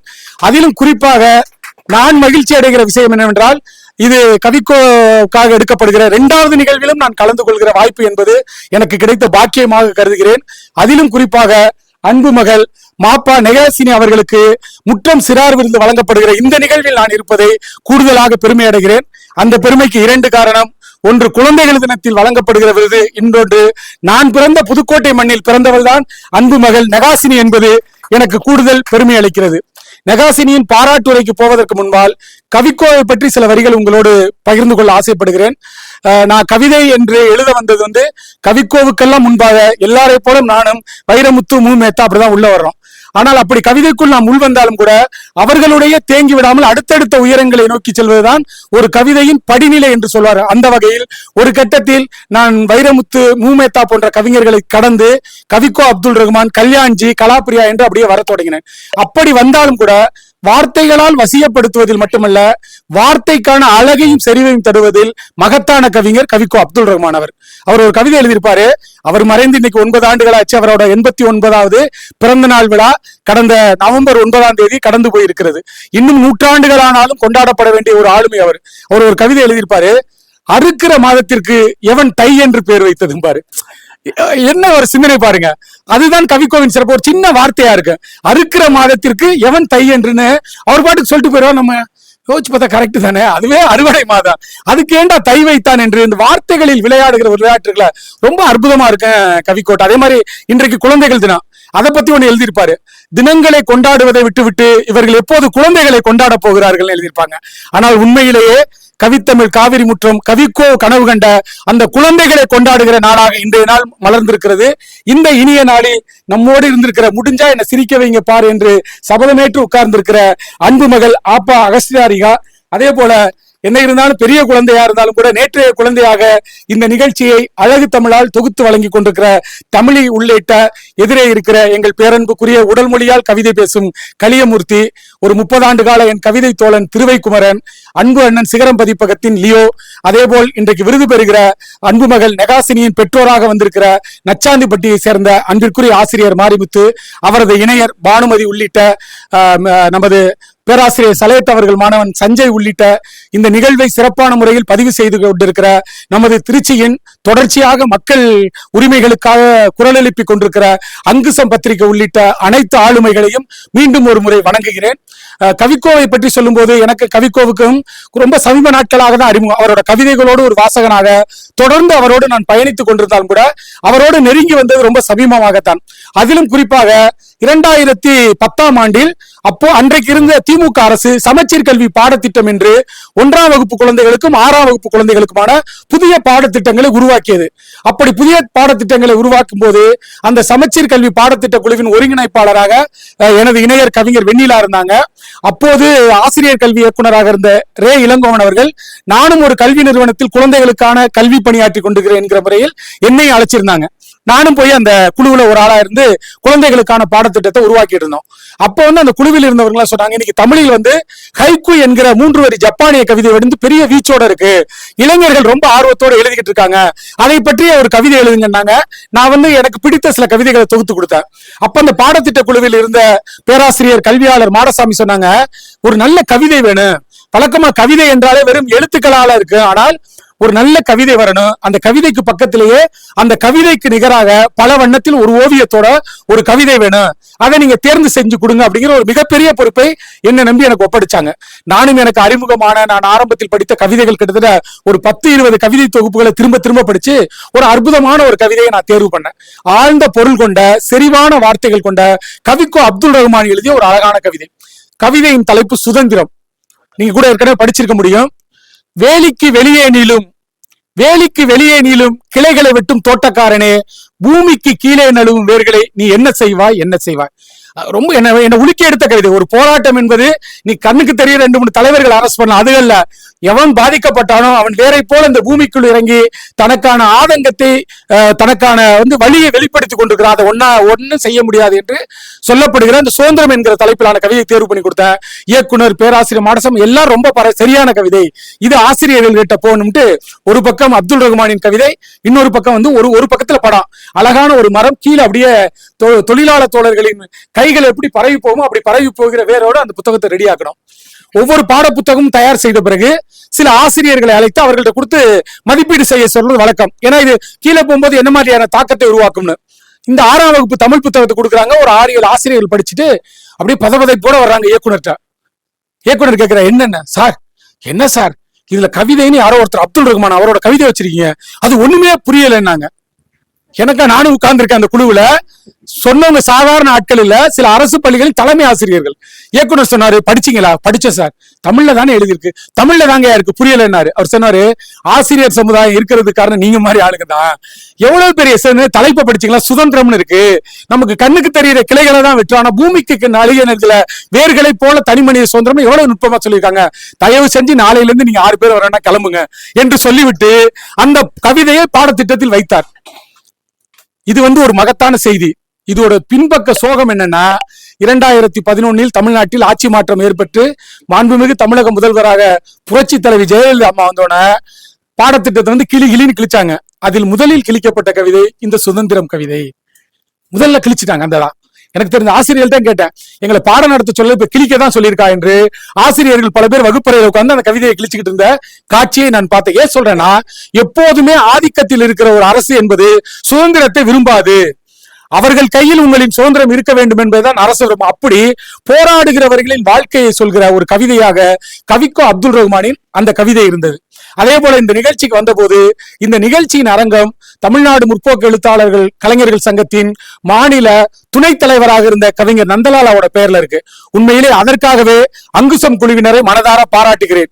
இன்றைக்கு திருச்சியின் முகமாக மட்டுமல்ல, தமிழில் முற்போக்கு இலக்கியத்தின் கலை இலக்கியத்தின் குரலாக ஒலித்தவர் தோழர் நந்தலாலா. உங்களுக்கு எல்லாம் தெரியும், திருச்சியில் நடைபெற்ற எல்லா இலக்கிய நிகழ்வுகளிலும் அவர் முன்னத்தியராக இருந்ததோடு மட்டுமல்லாமல் தமிழ்நாட்டில் எந்த மூலையில் கலையிரவு நடந்தாலும் அங்கே முற்போக்கான சிந்தனைகளை மக்கள் மனதில் பதிகிற வரைக்கும் பேச வேண்டுமா, நந்தலாலாவை கூப்பிடுங்கள் என்று சொல்ல வகையில் ஒரு ஆளுமையாக இருந்தவர் இன்றைக்கு நம்மிடையே இல்லை. நான் எல்லா ஊர்களையும் சொல்றது உண்டு, நந்தலாலா என்ற பெயரை கேட்கும் போதெல்லாம் அவர் எழுதிய ஒரு சின்ன கவிதை தான் என் உள்ளத்தில் விழும். ஏன்னா எல்லா ஊர்லயும் அந்த கவிதையை சொல்லிட்டு அவர் வாழ்ந்த இந்த திருச்சி மண்ணில் சொல்லலைன்னா எனக்கு மனசு தாங்காது. உங்களோடு பகிர்ந்து கொள்ள ஆசைப்படுகிறேன். ஆட்டி வைத்த இட்லி மாவு கூட அடுத்த நாளே பொங்குகிறதே, பெண்ணே நீ எப்போது பொங்க போகிறாய். இதுதான் ஒரு சாதாரண யார் கேட்டாலும் கூட கவிதையே வாழ்க்கையில இதுவரைக்கும் கேட்காத ஒரு நபர் கூட முதல் முறையாக கேட்கும் போது அந்த கவிதை அவருக்குள் ஒரு சிந்தனையாக பொங்கி வருகிற ஒரு அற்புதமான கவிதையை படைத்த நந்தலாலா பெயரால் இந்த அரங்கம் இருக்கிறது. அதே போல அன்பு மகள் நெகாசினிக்கு வழங்கப்பட்டிருக்கிற இன்றைய விருது என்பது அருள் சகோதரர் ஏஎஸ் ஆரோக்கியதாஸ் FSC அவர்கள் நினைவாக வழங்கப்படுகிறது. அவரை பற்றி முனைவர் சலே சொல்லும்போது உண்மையிலே ஒரு மாதிரி புல்லரிப்பா இருந்தது. ஒரு மனிதன் ஒரு குழந்தை கேட்டுவிட்டது என்பதற்காக ஒரு கால்வாய்க்கு போய் களிமண்ணை அள்ளி வருகிறார் என்றால் அதுதான் அற்புதமான குழந்தை உள்ளம். அப்படி ஒரு குழந்தை மனம் படைத்த ஒரு ஃபாதரின் நினைவாக வழங்கப்படுகிற விருதை அன்பு மகள் நெகாசினி பெறுவது என்பது மகிழ்ச்சிக்குரிய விஷயம். அப்படி ஏராளமான ஆளுமைகளால் கொண்டாடப்பட்ட கவிக்கோ அப்துல் ரஹ்மானின் 89வது பிறந்த நாளை முன்னிட்டு இனிய உதயம் என்கிற ஒரு பல்சுவை மாத இதழுக்கு சமீபத்தில் நான் ஒரு கட்டுரை எழுதினேன். அதுல அவரை படிச்சு பார்த்தா ரொம்ப வியப்பா இருந்தது. ஏன்னா நம்ம ரஹ்மானை வெறும் எழுத்தாக பார்க்கிற ஒரு டீம் இருக்கு, அவரால் பலனடைஞ்ச சில பேர் இருக்காங்க. ஆனால் ஒரு கவிஞன் இறந்த பிறகும் கூட அவரை எவ்வளவு பேர் கொண்டாடுறாங்க என்பது ரொம்ப வியப்பாக இருக்கிறது. இப்ப கவிக்கோ இறந்து 9 ஆண்டுகள் ஆயிடுச்சு. நம்ம தமிழ் சமுதாயத்தில் வாழும் போதே ஒரு மனிதனை கொண்டாடாத சமுதாயம் தான் நம்ம தமிழ் சமுதாயம். இப்ப பாரதியின் கவிதையை ஆங்கிலத்தில் மொழிபெயர்க்க வேண்டும் என்று நம்மள பேசிட்டு இருக்கோம். ஆனால் பாரதியின் கவிதைகள் ஆங்கிலத்தில் மொழிபெயர்க்காமல் விட்ட காரணத்தினால்தான் அவருக்கு நோபல் பரிசு கிடைக்கவில்லை என்பதுதான் வரலாற்று உண்மை. ஏன்னா அது தேசிய கவி ரவீந்திரநாத் தாகூருக்கு கிடைச்சிருச்சு, பாரதிக்கு கிடைக்கலன்னா ஏன் கிடைக்கலன்னா ரவீந்திரநாத் தாகூர் ஆங்கிலமும் அறிந்தவர். அவர் எழுதிய வங்க கவிதைகளை அவரே 6 மாதத்தில் ஆங்கிலத்தில் மொழிபெயர்க்கிறார். அது உலகத்தின் கவனத்திற்கு போகிறது, நோபல் பரிசு வாங்குறது. ஆனால் பாரதியின் கவிதைகள் ஒரு நூற்றாண்டு கடந்த பிறகுதான் இப்போதுதான் தமிழக அரசு பன்னாட்டு புத்தக கண்காட்சியின் மூலமாக முன்னெடுத்து பாரதியின் கவிதைகளை உலக மொழிகளில் கொண்டு போகிற ஒரு வாய்ப்பை எடுத்திருக்கிறது. அப்படிப்பட்ட சூழலில் கவிக்கோ அப்துல் ரஹ்மான் தமிழ் இலக்கியத்திற்கு செய்திருக்கிற மகத்தான செயல்களில் ஒன்று உலகத்தின் புகழ்மிக்க இலக்கிய வடிவங்களை தமிழ் சமுதாயத்திற்கு தந்தது. 2 முக்கியமான, நிறைய வடிவங்கள் அவர் கொடுத்தாலும் கூட 2 முக்கியமான வடிவங்கள். அதில் ஒன்று உருது இலக்கியத்தின் புகழ்பெற்ற இலக்கியமாக பேசப்பட்ட கஜல் என்கிற காதல் கவிதை. இன்றைக்கு நம் திரைப்பட பாடல்களில் வருகிற பாடல்கள் ஆகட்டும், அல்லது குட்டி குட்டியாக எழுதப்படுகிற லிம்ரிக் என்ற சொல்ல வடிவங்களில் எழுதப்படுகிற காதல் கவிதை ஆகட்டும், அதெல்லாம் கஜல் என்று சொல்லப்படுகிற உருது இலக்கியத்தின் வடிவங்கள். கவிக்கோ அப்துல் ரஹ்மானின் தந்தை அவர் ஒரு உருது கவிஞர். அவர் உருது இலக்கியத்தில் கவிதை எழுதியிருக்கிறார், உருது மொழியில் தமிழிலும் கவிதை எழுதியிருக்கிறார். அப்படி உருது இலக்கியத்தின் மீது கொண்ட காதல் காரணமாக அப்துல் ரஹ்மான் அந்த கஜல் கவிதைகளை தமிழில் முதலாக எழுதியவர். அவர் எழுதிய ஒரு கவிதை என்பது ரொம்ப எனக்கு இன்னைக்கு கூட மனசுல நிக்குது. உன் முகவரி தேடி அலைந்தேன். ஒரு காதலன் காதலி கிட்ட சொல்றான், உன் முகவரி தேடி அலைந்தேன், கிடைத்து விட்டது, இப்போது என் முகவரி தேடி அலைகிறேன். காதலில் தொலைந்து போவது என்பதுதான் நுட்பமானது. அப்படி அவன் முகவரி கிடைத்து விட்டது, இவன் தன் முகவரியை தொலைந்து எழுகிறான் என்பதை அற்புதமான கஜல் கவிதையாக எழுதிய அதே கவிக்கோ அப்துல் ரஹ்மான் தான் 1972ஆம் ஆண்டு இந்திய சுதந்திரத்தின் வெள்ளி விழா ஆண்டு புதுடெல்லியில் நடைபெறுகிறது. அங்கே நடைபெறுகிற ஒரு கவியரங்கத்திற்காக புதுடெல்லி போகிறார். அங்கே டெல்லியில் உள்ள ஒரு புத்தக கடைக்கு போகிறார். அங்கே ஜப்பானிய 3 வரி கவிதை புத்தகங்கள், ஆங்கில புத்தகங்கள் இருக்கு. ஏன்னா ரஹ்மான் பிற இலக்கியங்களை தேடி தேடி படிக்கிற ஒரு மாபெரும் ஆளுமை. அப்பதான் பார்க்கிற இந்த வடிவம் நல்லா இருக்கே என்று வாங்கிறார், அந்த புத்தகத்தை படிக்கிறார். அவரது கவனம் ஹைக்கூ கவிதையின் மேல் குவிகிறது. அவர்தான் முதலாக ஜூனியர் விகடன் உள்ளிட்ட வெகுஜன இதழ்களில் ஜப்பானிய 3 வரி ஹைக்கூ கவிதைகளை பற்றி எழுதிய அதே அப்துல் ரஹ்மான் தான் 1972இல் நேரடியாக முதலாக தமிழில் ஹைக்கூ கவிதை எழுதியவர் ரஹ்மான் தான். ஒரு 25 to 30 ஹைக்கூ கவிதை எழுதியிருப்பார். அதில் தேர்ந்தெடுத்த 5 கவிதைகளை 1974ஆம் ஆண்டு வெளியான அவரது பால்வீதி என்கிற தொகுப்பில் போட்டிருப்பாரு. என்ன ஒரு சிக்கல் பண்ணிட்டாருன்னா ரஹ்மான் ஐயா, அதை ஹைக்கூ என்கிற பெயரில் போடாம தமிழ்ல ஏற்கனவே சிந்தர்னு ஒரு வடிவம் இருக்கு, 3 வரி கவிதை. அதனால சிந்தர் என்கிற சிந்தடி என்கிற தமிழ் கவிதை வடிவம் போல இதுவும் 3 வரிகள் இருப்பதால் சிந்தர் என்று தலைப்பிட்டு அந்த ஹைக்கூ கவிதைகளை போடுறாரு. போட்டுவிட்டு அவர் எழுதியிருக்கிற அந்த தொகுப்பில் இல்ல, அவர் எழுதிய 25 கவிதைகளில் ஒரு முக்கியமான ஹைக்கூ கவிதை, நகரும் நதியில் நகராமல் உறங்குகிறது. இந்த ஹைக்கூ என்கிற ஜப்பானிய கவிதை வடிவத்தின் சிறப்பு என்னவென்றால், முதல் 2 வரியை படித்துவிட்டு 3வது வரி என்னவாக இருக்கணும் நம்ம யோசிக்கணும். எழுதின கவிஞன் யோசிக்க கூடாது, நம்ம யோசிக்கணும். அப்படி ஹைக்கூ கவிதை என்பது வாசகனும் படைப்பாளியும் சமமாக உட்கார்கிற சமத்துவ நாற்காலி என்று சொல்வார்கள். அப்படி நகரும் நதியில் நகராமல் உறங்குகிறது என்று 2 வரியை எழுதிவிட்டு 3வது வரியாக ரஹ்மான் எழுதியிருப்பார், நகரும் நதியில் நகராமல் உறங்குகிறது நிலல். அந்த நிழல் என்கிற சிந்தனை நமது கற்பனைக்கெல்லாம் ஒரு புதிய அர்த்தங்களை தரும். அப்படி கஜல், ஹைக்கூ போன்ற வடிவங்களை அறிமுகப்படுத்திய ரஹ்மான் தமிழ் கவியரங்கில் புதிய வீச்சினை தந்தவர். முத்தமிழறிஞர் கலைஞர் தலைமையில் கவிக்கோ அப்துல் ரஹ்மான், வாலி, வைரமுத்து, மூமேத்தா, ஈரோடு தமிழன்பன் ஆகியோர் பங்கேற்ற கவியரங்கள் இப்ப கூட யூடியூப் வலைப்பக்கங்களுக்கு போய் பாருங்களேன், அவ்வளவு தெரிப்பா இருக்கு. இன்னைக்கு கவியரங்கம் என்ற பெயரில் சிலேடையும் கேலி கிண்டலுமாக இருக்கிற தீர்த்து போன கவிதைகளுக்கு மத்தியில் அடர்த்தியான கவிதை வரிகளை தந்தவர் கவிக்கோ அப்துல் ரஹ்மான். அப்படி கவிக்கோ அப்துல் ரஹ்மான் ஒரு மேடையில் கவிதை படித்த போதுதான் கலைஞர் சொன்னாரு, எனக்கு யாராவது வெகுமானம் என்ன வேண்டும் என்று கேட்டால், யாராவது எனக்கு வெகுமானம் என்ன தர வேண்டும் என்று கேட்டால் நான் அப்துல் ரஹ்மானை கேட்பேன் என்று முத்தமிழறிஞர் கலைஞர் கொண்டாடுகிற அளவுக்கு கவிதைகளை படித்த மகத்தான ஆளுமை கவிக்கோ அவர்கள் இன்று நம்மிடையே இல்லை. கவிக்கோ இல்லாவிட்டாலும் கூட அவரிடமிருந்து எந்தவித பயனையும் அடையாமல் அவரது எழுத்தால் சிந்தனையால் அவரை ஒரு ஞான குருவாக ஏற்றுக்கொண்ட எங்கள் அன்பு சகோதரர் பேராசிரியர் முனைவர் ஜா சலேத் அவர்கள் கவிக்கோ ஞானத்தால் நிறைந்த வானம் என்கிற முன்னெடுப்பை 25 மாதங்கள் தொடர்ந்து நடத்துவேன் என்பது ஒரு மகத்தான சாதனை. அதற்காகவே அன்பு சகோதரர் சலேத் அவர்களுக்கு அனைவரின் சார்பாகவும் பலமான கரவொலி எழுப்பி எனது பாராட்டுக்களை தெரிவித்துக் கொள்கிறேன். அதுவும் இந்த நவம்பர் மாதத்தில் கவிக்கோ எங்களுக்கு மாணவர்கள் என்று குழந்தைகளின் இதயத்தில் பதிய வைக்கும் முறையாக இந்த நிகழ்வு நடைபெற்றிருக்கிறது. அடுத்த மாதம் கவிக்கோவின் கவிதை சிந்தனைகளை குறித்த ஒரு அற்புதமான கட்டுரை தொகுப்பை வெளியிட இருக்கிறார். அதே போல 25வது நிகழ்வாக 2027ஆம் ஆண்டு ஜனவரி மாதத்தில் தமிழகத்தின் முக்கியமான ஆளுமைகளை எல்லாம் நமது திருச்சி மாநகரில் சேர்த்து ஒரு பெரிய விழா நடத்த இருக்கிறார். அவரது தொடர் முயற்சிகள் காவிரி கவித்தமிழ் முற்றத்திற்கு உலகு தழுவிய கவனத்தை மட்டுமல்ல, கவிக்கோ என்கிற ஞானத்தால் நிறைந்த ஒரு கவிதை ஆளுமைக்கு தமிழகம் கடந்தும் ஒரு விரிவான வாசகர் பரப்பை குறிப்பாக இளைய தலைமுறை கவிஞர்கள் மாணவர்கள் மத்தியில் பதிக்கும் என்கிற நம்பிக்கையோடு இந்த முயற்சியை முன்னெடுத்த காவிரி கவித்தமிழ் முற்றத்திற்கு எனது நெஞ்சார்ந்த நன்றியையும் பாராட்டுகளையும் தெரிவித்துக் கொண்டு, குறிப்பாக இன்றைய நிகழ்வில் முற்றம் சிறார் விருது 2025 பெறுகிற அன்பு மகள் மாப்பா நெகாசினி அவர்கள், அவர் 11ஆம் வகுப்பு படிக்கிறார். இன்றைக்கு காலையில் குழந்தைகள் தின விழாவை இன்றைக்கு இந்தியா முழுக்க நடைபெற்றிருக்கும் குழந்தைகள் தினம் எல்லா பள்ளிகளிலும், ஆனாலும் கூட குழந்தைகளே தலைவர்களாக இருந்து நடத்திய ஒரு குழந்தைகள் தின விழாவில் எனது 2 நூல்கள் வெளியிடப்பட்டது என்பதும் அந்த விழா மேடையில் ஒரு பகுதியாக அன்பு மகள் நெகாசினியும் இருந்தால் என்பது என் வாழ்நாளில் எனக்கு கிடைத்த பெருமையாக பார்க்கிறேன். அப்படி தலைமுறைகள் சொல்லும் மகத்தான கல்வியை புதுக்கோட்டை மாநகரில் வழங்கி வருகிற ஸ்ரீ வெங்கடேஸ்வரா மெட்ரிக் பள்ளி, அதன் முதல்வராக இருக்கிற எங்கள் பிரியத்திற்குரிய கவிஞர் தங்கமூர்த்தி அவர்கள், அவரது பள்ளியில் 11ஆம் வகுப்பு மாணவியாக படித்து வருகிற நெகாசினியின் தந்தையார் எங்கள் அன்பு நண்பர் திரு மாரிமுத்து அவர்கள் வந்திருக்கிறார். அவர் புதுக்கோட்டை அருகே இருக்கிற நச்சாந்திப்பட்டியில் பிறந்தவர். அவரது இணையர் அன்பு சகோதரி பானுமதி அவர்களும் வந்திருக்கிறார்கள். ஒரு அழகான அறிவான மகளை படைத்திருக்கிறார். அவங்களை அறிமுகப்படுத்திய விமலா சொன்னது போல வெறும் பேச்சாளர் மட்டுமல்ல, தமிழகம் முழுக்க உள்ள குழந்தைகளுக்கு அறிவில் சிறந்த பேச்சாளர்களை தேடும் முயற்சியில் சங்கரா தொலைக்காட்சி நடத்திய ஒரு பேச்சு போட்டியில் தமிழகத்திலேயே மிகச்சிறந்த மாணவ பேச்சாளர் என்கிற பெருமையை பெற்றவர் தான் நெகாசினி என்பது அவரது பெற்றோருக்கு மட்டுமல்ல, அவர் படித்த பள்ளிக்கு மட்டுமல்ல, அவர் பிறந்த புதுக்கோட்டை மாவட்டத்திற்கு மட்டுமல்ல, தமிழகம் உள்ள இருக்கிற மாணவ செல்வங்களுக்கு கிடைத்த மகத்தான பெருமை. அப்படி ஒரு பெருமையை பெற்றிருக்கிற நெகாசினி அவர்கள் ஒரு ஓவியராகவும் இருக்கிறார். எனக்கு அது ரொம்ப பெருமையாக இருந்தது. நான் இன்றைக்கு வெளியிட்ட 8 கால் பூச்சிக்கு 7 கால்கள் என்கிற எனது குழந்தைகள் நூலை அந்த வெங்கடேஸ்வரா பள்ளியில் படிக்கிற 15 மாணவ குழந்தைகள்லாம் ஓவியம் வரைஞ்சிருந்தாங்க.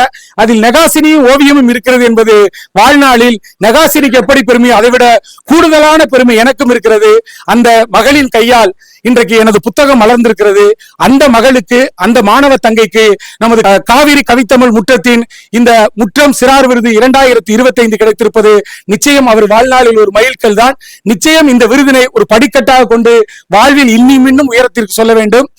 பொதுவாக தமிழ் சமூகத்தில் அடிவாரங்களில் கேலி பேசும் இந்த சமூகம் தான் நீ சிகரம் ஏறியதும் சிம்மாசனம் போடும் என்று சொல்வார்கள். அப்படி பெண் குழந்தைகளை படிக்க வைக்கிற எல்லோ பெற்றோர்களும் அனுபவிக்கிற ஒரு விஷயம் என்னன்னா, எதுக்கு பொம்பளை பிள்ளைய போய் படிக்க வைக்கிறீங்க, காலாகாலத்துல கல்யாணத்தை முடிங்க, ஏன்னா பொம்பளை பிள்ளை நிறைய படிச்சா மாப்பிள்ள அதை விட படிச்சவரா தேடணும் என்று தமிழ் சமூகத்தில் காலங்காலமாக சொல்லப்படுகிற ஒரு பழம்பஞ்சாங்க கருத்து. அதை தாண்டி உங்கள் குழந்தைகளுக்கு நீங்கள் கொடுக்கிற மகத்தான சொத்து என்னவென்று என்னிடம் கேட்டால் கல்வி மட்டும்தான்.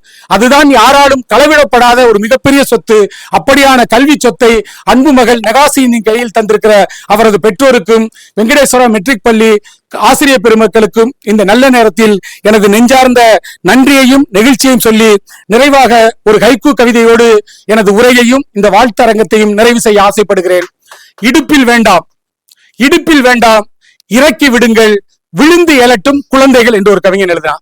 ஏன்னா நம்ம குழந்தைங்களை சவள பிள்ளைகளாவே வளர்த்து பழகிட்டோம்.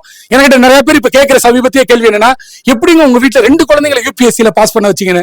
உங்களுக்கு எல்லாம் தெரியும் என்று நினைக்கிறேன். எனது 3 மகள்களில் 2 மகள்கள் இந்திய குடிமைப்பணி தேர்வு எழுதி, ஒரு மகள் IPS அதிகாரியாகவும் இன்னொரு மகள் IFS தெரியாகவும் வந்திருக்காங்க.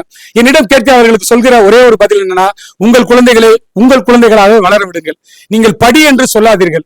இன்றைக்கு சமீபத்தில் எடுத்த ஒரு புள்ளி விவரம் என்ன சொல்கிறது என்றால், எந்த பெற்றோர்கள் குழந்தையிடம் படி என்று சொல்கிறார்களோ அந்த குழந்தையின் முதல் எதிரி அவங்க பெற்றோர்கள் தான். சென்னையில் எடுத்த ஒரு கணக்கெடுப்பில் பல மாணவர்கள் உனக்கு யாரை பிடிக்காது என்று கேட்டபோது குழந்தைகள் எழுதிய முதல் பெயர் அவரது தந்தையாரின் பெயர். அதே போல உனக்கு யாரை பிடிக்கும் என்று எழுதிய போது முதலில் எழுதிய பெயர் நடிகரின் பெயர். இன்றைக்கு இதுதான் தமிழ் சமூகத்தின் அவலமாக இருக்கிறது.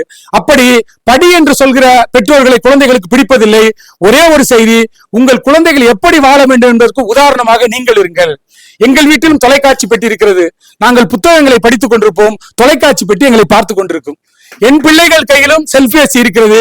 ஆனால் எப்போது பேச வேண்டும், எதை பேச வேண்டும், ஏன் பேச வேண்டும் என்கிற புரிதலை குழந்தைகளுக்கு நாம் கொடுக்க வேண்டும். ஆனா நம்ம என்ன பண்றோம், அம்மா டிவி பாக்குறல்ல, நாடகம் பாக்குற, நீ உள்ள போய் படி என்றால் ஒரு குழந்தையும் படிக்காது. அதோட கவனம் எல்லாம் தொலைக்காட்சி பெட்டியில தான் இருக்கும். அதனாலதான் ஒரு ஐரோப்பிய கவிஞர் எழுதினா, இந்த தேசத்தில் குழந்தைகள் இல்லாமல் போனால், இந்த தேசத்தில் குழந்தைகள் இல்லாமல் போனால் புன்னகை இல்லாமல் போகும். இந்த தேசத்தில் குழந்தைகள் இல்லாமல் போனால் பூக்கள் இல்லாமல் போகும். இந்த தேசத்தில் குழந்தைகள் மட்டும் இல்லாமல் போனால் மகிழ்ச்சி என்ற சொல்லே இருக்காது என்றார். அப்படி நம் தேசத்தின் புன்னைகளாக, பூக்களாக, மகிழ்ச்சியாக இருப்பவர்கள் குழந்தைகள். அவர்களை அவரவர் இயல்பில் வளர விடுங்கள். நான் ஒரு நாள் கூட என் குழந்தைகளை படிங்கன்னு நான் கேட்டதே இல்லை. நான் ஒரு வித்தியாசமான அப்பா. அடிக்கடி என் குழந்தைகளை சினிமாவை கூட்டிட்டு போவேன். அதுக்கே திட்டுவாங்க, படிச்சுக்கிட்டு இருக்க பிள்ளைய சினிமாவை கூட்டிட்டு போறீங்க, நீ எல்லாம் ஒரு அப்பாவான்னு கேட்பாங்க. நான் தான் உண்மையான அப்பா. ஏன்னா படிச்சு நீங்க ஒரு டென்ஷனா இருப்பீங்க, சினிமாவுக்கு போய் ரிலாக்ஸ் பண்ணிக்கங்கன்னு கூட்டிட்டு போய். அப்படி குழந்தைகளை சுயமாக படிக்க விடுங்கள். நம்மளை விடவும் அறிவாளிகள் குழந்தைகள். உண்மையில குழந்தைகள் அறிவாளிகளா தான் இருந்தாங்க. நம்ம தான் கொரோனா காலத்துல சும்மா இருந்த குழந்தையில ஆன்லைன் வகுப்பு கையில கொடுத்துட்டு இப்ப புடுங்க முடியாம தடுமாறுறோம். தப்பு நம்ம பேர்ல தான், நம்ம மேலதான் தப்பு. அவங்க பாட்டுக்கு புத்தகம் படித்துக் கொண்டிருந்த குழந்தைகளை புத்தகத்தை பிடிங்கி ஆன்லைன் கிளாஸ்ல உட்காருன்னு சொல்லிட்டு இப்ப போனை நம்மளால புடுங்க முடியல. அப்படி எதையும் எப்படி பயன்படுத்துவது என்பதை உங்கள் குழந்தைகளுக்கு சொல்லித் தராதீர்கள். உங்கள் குழந்தைகள் எப்படி இருக்க வேண்டும் விரும்புகிறீர்களோ அப்படியாக நீங்கள் இருங்கள். ஏனால் ஒவ்வொரு குழந்தைகளுக்கும் ரோல் மாடல் யார் என்று கேட்டால் அவர்கள் பெற்றோர்கள் தான் முதல் ரோல் மாடல். அப்படி நானும் என் இணையரும் என் குழந்தைகள் படி என்று சொல்லாமல் இருந்ததால் இன்றைக்கு எங்கள் குழந்தைகள் 2 UPSC தேர்வில் வெற்றி பெற்றிருக்கிறார்கள். என்னிடம் கேள்வி கேட்கிற பெற்றோர்களுக்கு சொல்வதுதான் உங்களுக்கும் சொல்கிறேன். உங்கள் குழந்தைகள் எப்படி வர வேண்டும் என்று விரும்புகிறீர்களோ அதற்கான உதாரணமாக நீங்கள் இருங்கள். உங்கள் குழந்தைகளும் நெகாசிரிகளாக, அதுபோல அன்பு மகள் அகஸ்டி ரியா போல, இன்னைக்கு அகஸ்டி சிரிச்சா ரொம்ப நல்லா இருக்கும். பாருங்க, இப்ப பாருங்க அகஸ்டியோட சிரிப்பை, அவளது அழகான சிரிப்பை வச்சிருக்கிற அகஸ்டி போல நம் குழந்தைகளும் புன்னகை பூக்களால் இந்த தேசத்தை நிறைவு செய்யட்டும் என்று சொல்லி ஒரு சிறப்பான நிகழ்வை குழந்தைகள் தின விழாவில் முன்னெடுத்த நமது காவிரி கவித்தமிழ் முற்றத்தின் செயலாளர் அன்பு தம்பி சலேத் அவர்களுக்கும், செயல் இயக்குனர் அன்பு தங்கை மெர்சி டயானா அவர்களுக்கும், இங்கே இந்த நிகழ்ச்சிக்கு வருகை தந்த உங்கள் அனைவருக்கும் நன்றி பாராட்டி விடைபெறுகிறேன். நன்றி, வணக்கம். சிறப்பாக பாராட்டுரையாற்றிய ஐயா அவர்களுக்கு நன்றி. இதில் இன்னும் ஒரு சிறப்பான செய்தி என்னவென்றால், ஐயா இன்றோடு மொத்தம் குழந்தைகளுக்கான 25 புத்தகங்கள் வெளியிட்டதாக தற்போது கேள்விப்பட்டேன். இன்று கவிக்கோ எங்களுக்குமானவர் என்று மாணவி தற்போது பேச இருக்கின்றார். மாணவியை பற்றி மாணவியுடைய பெற்றோர்களிடம் கேட்டபோது, கவிதை எழுதுவாள், கட்டுரை எழுதுவாள், ஓவியம் வரைவாள், மேடையில் பேசுவாள், பல்வேறு விருதுகளை வாங்கியிருக்கின்றார் என்று அந்த பெற்றோர் கூறும்போது அவர்களுடைய கண்ணில் அந்த பேர் ஆனந்தத்தை கண்டேன். ஈன்ற பொழுதிலும் பெரிதுவக்கும் தன் மகனை சான்றோன் என கேட்டத்தாய் என்று வள்ளுவன் சொல்வார் என்பதற்கு இணங்க இன்று மாணவி திகழ்ந்து கொண்டிருக்கின்றாள். மாணவி தற்போது ஸ்ரீ சங்கரா தொலைக்காட்சியில் தமிழ் எங்கள் உயிர்மை சுட்டிகளின் பேச்சாளராக இருக்கின்றார். ஸ்ரீ வெங்கடேஸ்வரா மெட்ரிக் மேல்நிலை பள்ளியில் மேல்நிலை முதலாம் ஆண்டு படித்துக் கொண்டிருக்கின்றார். தற்போது மாணவி அவர்களை, அன்பு தங்கை அவர்களை கவிக்கோ எங்களுக்குமானவர் என்று பேச அன்போடு அழைக்கின்றோம். அன்னை மொழியே, அழகார்ந்த செந்தமொழி, முன்னைக்கும் முன்னை முகிழ்ந்த நறுங்கனியே, கன்னிக்குமரி கடல் கொண்ட நாட்டிடையில் மன்னி அரசிருந்த மண்ணுலக பேரரசே, தென்னன் மகளே, திருக்குறளின் மாண்புகளே, இன்னரும் பாப்பத்தே என் தொகையே நற்கணக்கே, மண்ணுஞ்சிலம்பே மணிமேகலை வடிவே முன்னும் நினைவால் முடித்தாழ வாழ்த்துவமே. தமிழ் அன்னைக்கு என் முதல் வணக்கம். ஆன்றோருக்கும் சான்றோருக்கும் அவையோருக்கும் என் அன்பு சகோதர சகோதரிகளுக்கும் என் மறு வணக்கத்தை தெரிவித்துக் கொள்கிறேன். கிழக்கே பாட்டுக்கோட்டையாம் அது பட்டுக்கோட்டை, வடக்கே கற்கோட்டையாம் அது கந்தர்வ கோட்டை, தெற்கே திருமயம் கலைக்கோட்டை, மேற்கே திருச்சி மலைக்கோட்டை, நடுவில் இருக்கும் புகழ்கோட்டையாம் அதுவே நான் வாழும் புதுக்கோட்டை. ஒதுக்குகின்ற மாணவர்களை செதுக்கி தலைமுறைகள் பெயர் சொல்லும் தரமான கல்வியை புதுக்கோட்டை மண்ணில் வழங்கி வரும் ஸ்ரீ வெங்கடேஸ்வரா மெட்ரிக் மேல்நிலை பள்ளியில் 11ஆம் வகுப்பு படிப்பவள் தான் உங்களின் இந்த தமிழ் மகள் நெஹாசினி. தேசிய நல்லாசிரியர் விருது பெற்றவர், தமிழ் பற்றாளர், தமிழ் பேச்சாளர், தமிழ் செம்மல் கவிஞர் தங்கமூர்த்தி ஐயா அவர்களின் வழிகாட்டுதலோடு எங்கள் பள்ளியின் வாசிப்பு இயக்கத்தின் மூலமாக நிறைய புத்தகங்களை நண்பர்களாக்கி கொண்டிருக்கிறேன். சங்கம் வைத்து தமிழ் வளர்த்த மதுரை மண்ணின் கவிக்கோட்டை, தமிழ் மண்ணின் கவி சாட்டை கவிக்கோ அப்துல் ரஹ்மான் அவர்களின் குரலை குழந்தைகளுக்கான குரலாய் திருச்சி மலைக்கோட்டையில் பதிவு செய்ய வந்திருக்கிறேன். நமக்காக பால் வீதி சமைத்தவர், தமிழுக்கு புது துறை வகுத்தவர், நேயர் விருப்பமாக நமக்கு சிறகுகளின் நேரத்தை காட்டியவர், நேயர் விருப்பமாக நமக்கு சிறகுகளின் நேரத்தை காட்டியவர், ரகசிய பூ அறிந்தவர், முத்தமிழின் முகவரியை நமக்கு சொன்னவர், ரகசிய பூ அறிந்தவர், முத்தமிழின் முகவரியை நமக்கு சொன்னவர், இலக்கிய வானில் அண்ணாந்து பார்க்கும்படி மகரந்த சிறகு விரித்தவர், சொந்த சிறையில் தன் தத்துவங்களை எல்லாம் உதித்தவர், கரைகளே நதியாவதில்லை என்றவர், உன் கண்ணால் தூங்கிக் கொள்கிறேன் என்று காதலை நமக்கு சொன்னவர், ரகசிய பூ அறிந்தவர், முத்தமிழின் முகவரியை அறிந்தவர், அந்த முகவரியாளருக்கு பாராட்டு முத்தங்கள் எப்பொழுதும் ஓய்வதில்லை என்றவர், மரணம் முற்றுப்புள்ளி அல்ல என்றவர், பூ படைந்த சப்தங்களை கேட்டவர், முத்தான தத்துவங்களை எல்லாம் பித்தனாய் நமக்கு அளித்தவர், முத்தான தத்துவங்களை எல்லாம் பித்தனாய் நமக்கு அளித்தவர், அதற்கு இலக்கிய உலகமே ஆலாபனை செய்திருக்கிறது. சிலந்தியின் வீட்டை புகழ்ந்து வியந்து நயந்து சிநேகம் பாராட்டியவர், கல்விக்காகவோ வேலை வாய்ப்புகளுக்காகவோ எந்த கதவையும் தட்டாதே திறந்தேதான் இருக்கிறது என்ற திசையை காட்டி இளைஞர் சமுதாயத்திற்கு விசையை கூட்டியவர், மின்மினிகளால் ஒரு கடிதம் வரைந்தவர், மின்மினிகளால் ஒரு கடிதம் வரைந்தவர், சாதி பேசி திரியும் மூடர்களை பார்த்து பசி எந்த சாதி என்று சவுக்கடி கொடுத்தவர், சுட்டு விரல் காட்டியவர் 1000 விரல் கூட்டியவர், சுட்டு விரல் காட்டியவர் 1000 விரல் கூட்டியவர், தமிழ், ஆங்கிலம், உருது, அரபு, பார்சி, சமஸ்கிருதம் என பன்மொழி புலமை பெற்றிருந்த பொழுதிலும் தமிழ் மொழியில் 40 படைப்புகளை தந்த வானம் பாடிய கவிஞர் கவிக்கோ அப்துல் ரஹ்மான் அவர்களின் வரிகளை வாசிக்க வாழ்நாள் முழுவதும் பூசிக்க நல்லதொரு வாய்ப்பை நல்கிய திருச்சி காவிரி கவித்தமிழ் முற்றத்தின் சான்றோர் பெருமக்கள் அனைவரையும் மீண்டும் வணங்கி மகிழ்கிறேன். பிள்ளை பருவத்திலேயே கவி ஆளுமையை பெற்று அதில் சிறந்து விளங்கிய கவிக்கோவின் பித்தனிலிருந்து தொடங்குகிறேன். பித்தன் மழை காரணமாக பள்ளிக்கூடத்தில் ஒதுங்குகிறார்.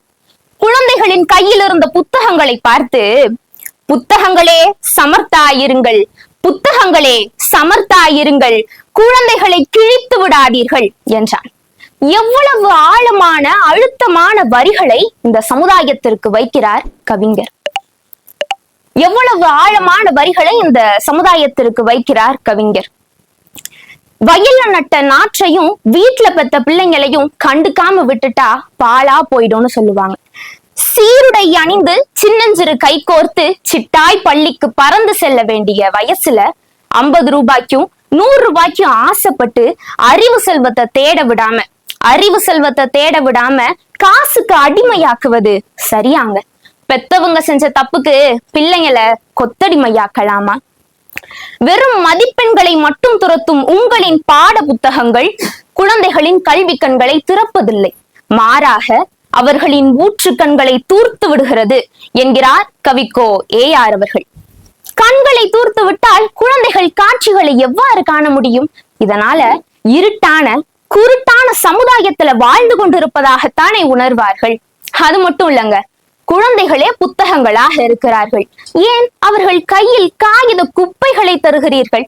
குழந்தைகளே புத்தகங்களாக இருக்கிறார்கள், ஏன் அவர்கள் கையில் காகித குப்பைகளை தருகிறீர்கள் என மனம் கலங்குகிறார்.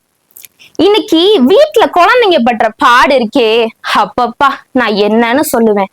3-4 வயசு பிள்ளைங்களை காலையில 5 மணிக்கு எழுப்பி 6 மணிக்கெல்லாம் அரக்க பறக்க கிளப்பி 7 மணிக்கெல்லாம் வாய்க்குள்ள எதையாவது அள்ளி அமுக்கி 8 மணிக்கெல்லாம் அவசர அவசரமா வேன்ல ஏத்தி விட்டுட்டு ஏதோ ஓட்ட பந்தயத்துல தங்க பதக்கத்தையே ஜெயிச்ச மாதிரி ஏக்க பெரு மூச்சு விடுற அம்மாக்கள் தான் அதிகம்.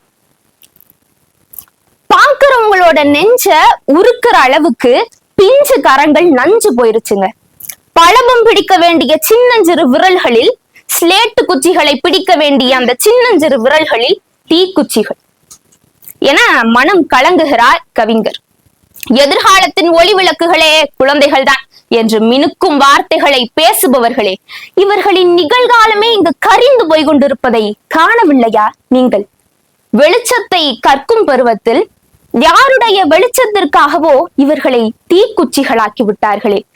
வெளிச்சத்தை கற்கும் பருவத்தில் யாருடைய வெளிச்சத்திற்காகவோ இவர்களை தீக்குச்சிகளாக்கி விட்டார்களே என தன் மன வேதனையை, மன குமுறலை, நெஞ்சில் எரிந்து கொண்டிருக்கும் தீ பிழம்பை கவிதையாய் வெடித்திருக்கிறார் கவிக்கோ ஏஆர் அவர்கள்.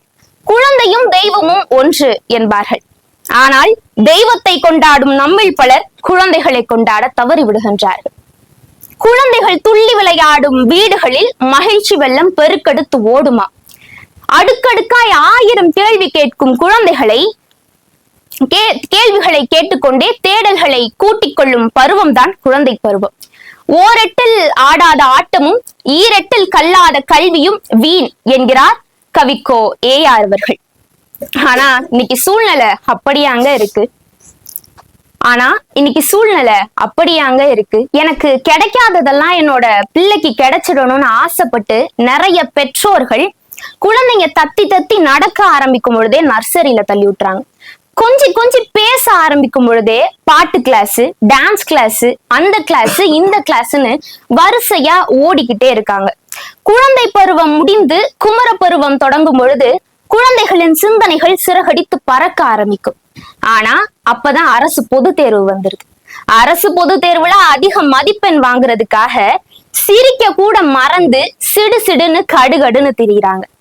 தேர்வு பயத்தால, மன அழுத்தத்தால இளம் பிஞ்சுகளின் இரத்த நாளங்கள் புடைத்து வருடம் ஏராளமான குழந்தைகள் தற்கொலை செஞ்சுக்கிட்டு தான் இருக்காங்க. ஆண்டுதோறும் பொது தேர்வுகள் மையால் நிரப்பி கையால் மட்டும் எழுதப்படுவதல்ல, மெய்யால் நிரப்பி ஆக்கையாலும் இரத்தத்தினாலும் எழுதப்படுதுங்க. பல நேரங்கள்ல மன அழுத்தத்தால குழந்தைகளின் மாற்றம் தடுமாற்றமாக மாறிவிடுகிறது. அந்த தடுமாற்றமே அவர்களுக்கு ஏமாற்றமாக அமைந்து விடுகிறது. குழந்தைத்தனத்தை தொலைத்து விட்டு குழந்தைகள் தினத்தை கொண்டாடுவதாக நடிக்காதீர்கள். குழந்தைத்தனத்தை தொலைத்து விட்டு குழந்தைகள் தினத்தை கொண்டாடுவதாக நடிக்காதீர்கள். ஒரு குட்டி கதை ஒண்ணு சொல்றேன். குணசீலன் ஒரு சின்ன பையன் இருந்தான். அந்த பையன் ஆட்டத்திலையும் பாட்டத்திலையும் சரியான சுட்டி. அது மட்டும் இல்லைங்க, ஓட்டத்துல படு கெட்டி. சுத்து வட்டாரத்துல எங்க ஓட்ட பந்தயம் வச்சாலும் அவன் தான் ஃபர்ஸ்ட் வருவான். ஊர்ல அவனுக்கு கைத்தட்டும் பாராட்டும் கூடிக்கிட்டே இருந்துச்சு. ஆனா ஒருத்தர் மட்டும் அவனை பாராட்டவே இல்லை. அவன் ஒரு நாள் அவர்கிட்ட போய் கேக்குறான், ஏன் என்ன பாராட்டவே மாட்டேங்கிறீங்க அப்படின்னு. அதுக்கு அவர் சிரிச்சுக்கிட்டே சொல்றாரு, நான் ஒரு பந்தயம் வைக்கிறேன், அதுல நீ ஜெயிச்சுட்டனா பாக்கலாம் அப்படின்னாரு. உடனே நம்மாலும் வர சொல்லுங்க, நாளைக்கே பந்தயத்தை வச்சுக்கலாம் அப்படின்றான். அடுத்த நாள் போட்டி நடக்க போற மைதானத்துல ஊர் மக்கள் எல்லாரும் கூடியிருக்காங்க. போட்டி ஆரம்பிச்சிருச்சு. எப்பவும் போல இவன் தான் ஃபர்ஸ்ட் வர்றான். ஆனா யாருமே கைத்தட்டல. அவனுக்கு ஒரே கோபம், ஏன் யாருமே கைத்தட்டல, நீங்க ஏதோ சொல்லி வச்சுட்டீங்க, அதான் யாருமே கைத்தட்ட மாட்டேங்கிறாங்க அப்படின்னு அவர்கிட்ட கத்துறான். அவர் அதுக்கும் சிரிச்சுக்கிட்டே மத்த போட்டியாளர்கள்கிட்ட அவனை கூட்டிட்டு போனார். கண் பார்வையை இழந்த ஒரு போட்டியாளரின் கையையும், ஊர்லயே வயது அதிகமா உள்ள ஒரு போட்டியாளரின் கையையும் அவனோட கையில கொடுத்து ஓட சொன்னார். பந்தயத்தின் முடிவை உங்கள் கையிலேயே விடுகிறேன். இன்னைக்கு இருக்கிற வாழ்க்கை ஓட்டத்துல குழந்தைகளை குழந்தைகளாக ஓட விடுங்க. குழந்தைகளை பணத்துக்காக ஓட விடாம பெரியவர்களையும் முதியவர்களையும் மாற்றுத்திறனாளிகளையும் மதிக்கும் மனிதனாக ஓட விடுங்க. பேருந்து பயணத்துல பெரியவர்களுக்கும் கர்ப்பிணி பெண்களுக்கும் மாற்றுத்திறனாளிகளுக்கும் முதியவர்களுக்கும் என்னைக்கு குழந்தையை எழுந்து நின்று சீர்தருகிறார்களோ அன்னைக்குதான் இந்த சமுதாயத்தோட வெற்றி நாள். நேற்று என்பது உடைந்த பானை, நாளை என்பது மதில் மேல் பூனை, இன்று என்பதுதான் நம் கையில் உள்ள வீணை என்ற கவிக்கோ அவர்களின் வரிகளை மீட்டெடுங்கள். குழந்தைகள் தான் இன்று நம் கையில் உள்ள அந்த அழகான வீணைகள். மென்மையான ஓசையை மெல்லிசையை மீட்டெடுங்கள். தேசமே நேசத்தோடு குழந்தைகள் தினத்தை கொண்டாடி கொண்டிருக்கும் இந்த நன்னாளில் கவிக்கோ அவர்களின் வரிகளை நினைவு கூற விரும்புகிறேன். வருடம் தவறாமல் குழந்தைகள் தினத்தை கொண்டாடுபவர்களே, வருடம் தவறாமல் குழந்தைகள் தினத்தை கொண்டாடுபவர்களே, குழந்தைகளை எப்பொழுது கொண்டாட போகிறீர்கள்? அன்று அவர் கேட்ட அந்த கேள்விக்கு இன்று வரையிலும் நாம் விடை எழுதி கொண்டுதான் இருக்கிறோம். 5 வயசுக்குள்ள அடுக்கடுக்காய் 1000 கேள்வி கேட்கும் குழந்தைகளை அடச்சி வாய மூடு என அதட்டி அவர்களின் கனவு கதவுகளை மூடி விடுகிறோம். குழந்தைகளின் கூகுள் பெற்றோர்தான் என்பதை மறந்து விடுகிறோம். வயிற்றின் பசியையும் நாக்கின் ருசியையும் குழந்தைகளுக்கு கத்து கொடுங்க. பசிச்சு சாப்பிட்ட குழந்தைக்குத்தான் பசியால கையேந்து நிற்கின்ற அடுத்தவனுடைய வழி புரியும். இன்பத்தையும் துன்பத்தையும் குழந்தைகளுக்கு கையாள்வதற்கு சொல்லிக் கொடுங்க. அப்பதான் அவமானத்தாலையும் தோல்வியாலையும் அடுத்தவன் அழும் பொழுது ஆறுதல் சொல்ல தெரியும். வல்லவர்களாக குழந்தைகளை வளர்ப்பதை விட நல்லவர்களாக குழந்தைகள் வளர்ந்தால்தானே நாட்டிற்கும் வீட்டிற்கும் நல்லது. அன்னையின் அன்பும் அப்பாவின் அரவணைப்பும் ஆசானின் அறிவும் ஒரு குழந்தைக்கு கிடைக்க பெற்று விட்டால் அந்த குழந்தை இந்த சமுதாயத்தை தூக்கி நிறுத்தும் ஒரு தூணாக உயர்ந்து நிற்பான் என்பதை சொல்லவுமா வேண்டும். பூக்களை ஏந்த வேண்டிய அந்த மெல்லிய காம்புகளில் வாழ்க்கையின் பாரத்தை ஏற்றி வைத்து விடாதீர்கள்.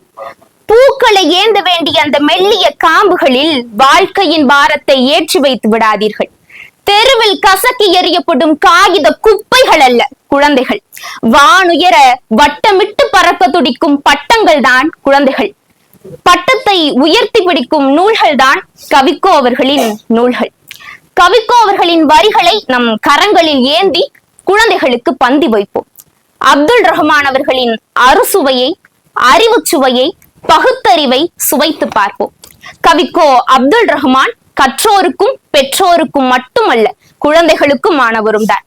கவிக்கோ அப்துல் ரஹ்மான் கற்றோருக்கும் பெற்றோருக்கும் மட்டுமல்ல குழந்தைகளுக்கும் ஆனவரும் தான். நல்லதொரு வாய்ப்பை நல்கிய காவிரி கவித்தமிழ் முற்றத்தின் சான்றோர் மருமக்கள் அனைவரையும் மீண்டும் நன்றி பாராட்டி இடம் அமர்கிறேன். நன்றி, வணக்கம். நன்றி. மிகச் சிறப்பாக உரையாற்றிய மாணவி பா நெகாசினி அவர்களுக்கு, மாப்பா நெகாசினி அவர்களுக்கு நன்றி. பாப்பா பேசும்போது உரையிலேயே அழகா சொல்லிட்டாங்க. குழந்தை வல்லவராக, ஒருத்தர் வல்லவராக இருந்தால் மட்டும் பத்தாது, நல்லவராகவும் இருத்தல் வேணும்னு பேசும்போதே தெரிஞ்சிச்சு. ஒரு 11ஆம் வகுப்பு படிக்கக்கூடிய ஒரு குழந்தை சமத்துவத்தை பேசுகிறது. ஒரு குழந்தை தனக்கான உரிமைகளை அந்த மேடையில் பேசுவது கவிக்கோ அவர்களால் தான் நிகழ்ந்திருக்கின்றது. முதலில் இந்த நிகழ்வில் கவிக்கோ அவர்களுக்கு நாம் ஒரு நன்றியையும் நாம் தெரிவித்துக் கொள்ளவே வேண்டும். அடுத்ததாக தலைமையுரையாற்றிய திருமிகு மகா ராஜராஜ சோழன் ஐயா அவர்களுக்கு நினைவு பரிசு வழங்க சிகரம் பதிப்பாளர் வெளியீட்டாளர் லியோ ஐயா அவர்களை அன்போடு அழைக்கின்றோம்.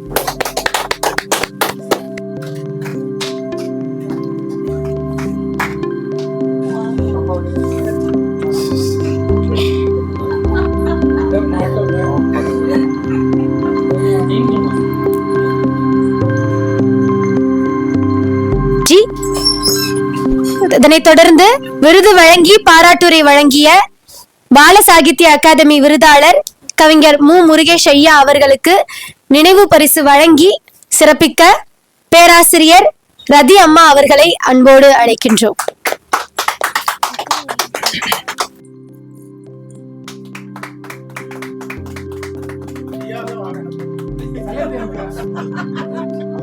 நினைவு பரிசனை கொடுத்தமைக்கும் பெற்றமைக்கும் நன்றிகள். நன்றியுரையாற்ற தற்போது காவேரி கவித்தமிழ் முற்றத்தின் செயல் இயக்குனர் திருமதி லீ மெர்சி டயானா அம்மா அவர்களை அன்போடு அழைக்கின்றோம். இந்த நிகழ்விற்கு வருகை தந்த உங்கள் அனைவருக்கும் நான் உண்மையிலேயே நன்றி சொல்றேன். இன்னைக்கு குழந்தைகள் தினம். ஐயா அப்துல் ரஹ்மான் கவிக்கோ அவர்களை பத்தி, அவர்கள் குழந்தைகளா இருக்கிறவங்கள்ட்ட எப்படி இருந்தார் அப்படின்றத நினைவுபடுத்த தான் இந்த விழா நடத்தணும். எல்லாருமே பெரியவங்க எல்லாமே கவிக்கோ அப்படி இப்படி அப்படின்னு சொல்லுவாங்க. ஆனா குழந்தைகள் வழியா கவிக்கோ அவர் என்ன செஞ்சார் அப்படின்றதான் நம்ம அன்பு மகள் பாப்பா நகாஷினி ரொம்ப சிறப்பா பேசினாங்க. அதுக்கு என்ன அடித்தளம் அப்படின்னா, அந்த புதுக்கோட்டை வாசம், நம்ம ஸ்ரீ வெங்கடேஸ்வரா பள்ளியோட தாளாளர், அவர் தன்கிட்ட வர பிள்ளைகள் எல்லாத்தையுமே அச்சில வார்த்தை மாதிரி அண்ணன் சொல்லுவாங்க, எல்லா பிள்ளைகளுமே எனக்கு ரொம்ப முக்கியமா அப்படின்னு சொல்லுவாங்க. அந்த பெருமைக்குரிய விதத்தை இன்னைக்கு அந்த பாப்பா நகாஷினி அவங்க மூலியமா நாங்க தெரிஞ்சுக்கிட்டோம். நீங்களும் தெரிஞ்சிருப்பீங்க. உண்மையிலே தாளாளர் அண்ணன் தமிழ்ச்செம்மல் தங்கமூர்த்தி அவர்களுக்கு இந்த நேரத்திலே நான் நன்றி சொல்கிறேன். அதே மாதிரி இந்த குழந்தையை நகாஷினியை அவங்க பெற்றோர் ரொம்பவே ஆசைப்பட்டிருப்பாங்க, எப்படி வளர்க்கணும் அப்படிங்கறத அந்த பாப்பா தெளிவா அந்த இடத்துல சொல்லிட்டாங்க. கவிக்கோ எப்படி குழந்தைய இது பண்ணணும் அப்படின்றதையும் தெளிவா பேசினாங்க. அதே மாதிரி நான் இன்னைக்கு சமூகத்துக்கு என்ன செய்ய போறேன் அப்படிங்கறதையும் நகாஷினி ரொம்ப தெளிவா பேசினாங்க. உண்மையிலேயே அது பெற்றோருக்கு தான் அந்த கரு வளரும் போது அவங்க தெரிஞ்சிருக்காது இந்த கரு இப்படி வந்திருக்குமா அப்படின்றது. ஆனா ஒவ்வொரு இடத்துலயும் நிரூபிச்சுட்டு இருக்காங்க. அதனால அம்மா அவங்களுக்கும் அந்த குடும்பத்தை வழிநடத்தக்கூடிய தந்தை அவருக்கும் நான் அந்த நேரத்துல நன்றி சொல்றேன். இந்த விழாவிற்கு அண்ணன் நம்மளுடைய சாகித்ய அகாதமி விருதாளர் அண்ணன் 2வது முறையாக பங்கேற்பது மிகவும் மகிழ்ச்சி அடைகிறோம். அண்ணன் எவ்வளவோ ஒர்க் இருக்கு அவங்களுக்கு, அவ்வளவையும் ரொம்ப டேக் இட் ஈஸியா எடுத்துக்குவாங்க. இந்த பஸ் ஸ்டாண்ட்ல இருந்து இங்க தானே நடந்து வரணும் அப்படின்னு சொன்னா கூட அவரு ரொம்ப வேகமா சுறுசுறுப்பா வந்துருவாரு. எல்லா நிகழ்வு இல்ல அடுத்த நிகழ்வு இருக்குனாலும் அதுக்கு ரெடியா இருப்பார் பேசுறதுக்கு. உண்மையிலேயே ரொம்ப மகிழ்ச்சி அண்ணா. இந்த நேரத்துல கவிக்கோ அவர்களை பற்றி இந்த காவிரி கவித்தமிழ் முற்றத்திற்காக நீங்க ரொம்ப நல்ல முறையில பேசுனீங்க. எங்களுக்கு ரொம்ப மகிழ்ச்சியா இருக்குண்ணா. இது ஐயாவா தான் சாரும். கவிக்கோ அவருக்கே இது உரிமை, அந்த அவரோட ஆத்மா நிச்சயமா மேல இருந்து நமக்கு ஆசீர்வாதத்தை அருளும்னு நான் நினைக்கிறேன். அதே மாதிரி நமக்கு வாழ்த்துறை வழங்கிய அண்ணன் ராஜராஜ சோழன் அவர்களுக்கும் இந்த நேரத்துல நாங்க நன்றி சொல்கிறோம். குழந்தைகள் புத்தகத்தை கிழித்து விடாதீர்கள் அப்படின்னு சொல்ற அந்த ஒரு தலைப்புல நல்லா அருமையா பேசினாங்க. உண்மைதான். ஆனா பேசுறது நல்லதுதான். ஆனா இன்னைக்கு இருக்க குழந்தைகளை சமாளிக்கிறதான் பெரிய விஷயமா இருக்குது. அவங்க படிச்சா மட்டும்தான் அவங்களுக்கு எல்லா விஷயமும் தெரியும். இன்னைக்கு பாருங்க, இன்னைக்கு குழந்தைகள் நம்ம கூட்டிட்டு வரணும்னு ரொம்ப ரொம்ப ஆசைப்படுறோம். ஆனா அந்த குழந்தைகளுக்கு உடம்பு சரியில்லைன்னு சொல்லும் போது விட்டுட்டு வரக்கூடிய சூழ்நிலையா தான் இன்னைக்கு இருக்குது. அதே மாதிரி ஆன்சின் ரொம்ப ஆசைப்பட்டான் இந்த நிகழ்வுல அவன் தான் MC பண்ணணும் அப்படின்லாம் இருந்தான். அதனால அவனுக்கு உடம்பு சரியில்லாதனாலதான் அவன் வர முடியல. இந்த நேரத்துல அவனுக்கும் நான் சொல்லிக்கிறேன். இங்க வந்திருக்கக்கூடிய ஒவ்வொருத்தவங்களுமே சொல்றேன், நான் ரதி அம்மாவெல்லாம் எப்ப கூப்பிட்டாலுமே வந்துருவாங்க. தன்னோட குழந்தைய கூப்பிட்டு வாங்க அப்படின்னா அண்ணனை கூப்பிட்டு வந்துருவாங்க. அண்ணனுக்கும் நான் நன்றி சொல்றேன். அல்லியோ அவர்களுக்கும் நான் நன்றி சொல்கிறேன். அண்ணன் திருவைக்குமரன் எப்பயுமே நம்மளோட தோழமைகள்ல ஒருத்தவங்க. நம்ம எது செஞ்சாலும் அதுக்கு இப்படி செஞ்சா நல்லா இருக்கும், இன்னும் நல்லா அது முன்னேற்றத்துக்கான ஒரு படியா இருக்கும் அப்படின்னு எல்லா விதத்திலயும் ஆலோசனை சொல்றவங்க. அதனால அவங்களுக்கும் நான் நன்றி செலுத்துகிறேன். நகாஷினியோட பெற்றோருக்கும் நான் சிறந்த விதத்துல நன்றியை சொல்லிக்கிறேன். கவிக்கோ அவர்களை பத்தி பேசணும்னு நாங்க அண்ணன்ட்ட கேட்டப்ப நகாஷினியா தான் சொன்னாங்க. அதனால நீங்க இவ்வளவு சிரத்தை எடுத்திருக்கீங்க. பாப்பா 1ஆம் ஆண்டு படிக்கிறாங்க, இன்னும் நல்லா வருவாங்க. அவங்க இந்த சமூகத்துக்கு அவங்க இன்னைக்கு விதையா இருந்தா கூட அவங்க இன்னும் ஒரு விருட்சமா வருவாங்க. அவங்களுக்கு எல்லா விதமான ஆசீர்வாதமும் இருக்கு. கவிக்கோ ஐயா அவர்களோட ஆசீர்வாதமும் இருக்கு. இந்த நிகழ்வு 11வது நிகழ்வு மிக சிறப்பாக நடந்திருக்குன்னா இதுக்கு அங்குசம் அரங்கம் தான் ரொம்ப முக்கியம். எப்பனாலும் இந்த அரங்கத்தை நீங்க பயன்படுத்திக்கலாம் அப்படின்னு அண்ணன் எங்க JTR அண்ணா ரொம்ப உரிமையோட சொல்லுவாங்க. அவங்க. அதனால அண்ணனுக்கும் இந்த நேரத்துல நன்றி சொல்லிக்கிறேன். நம்ம இந்த வீடியோவை எடுத்து கவர் பண்ணிக்கிட்டு இருக்க சஞ்சய், எங்களோட முன்னாள் மாணவர், எல்லா நேரத்திலுமே உதவி செய்யக்கூடிய தம்பி அவன். அதனால அவனுக்கு நன்றி செலுத்துகிறேன். நல்ல அருமையான முறையில வந்து நிகழ்ச்சியை தொகுத்து வழங்குனாங்க விமலா. இது 2வது முறை அவங்களுக்கு. விமலாவோட அந்த ஒரு சிறப்பான அந்த உடனே செய்யறேம்மா அப்படின்னு சொல்லிட்டாங்க, எந்த தயக்கமும் இல்லாம. அதனால அதுவும் பாராட்டுக்குரியது. அதனால விமலா, உனக்கு நான் நன்றி செலுத்துகிறேன். உனக்கு ஒரு சின்ன ஒரு gift ஒண்ணு.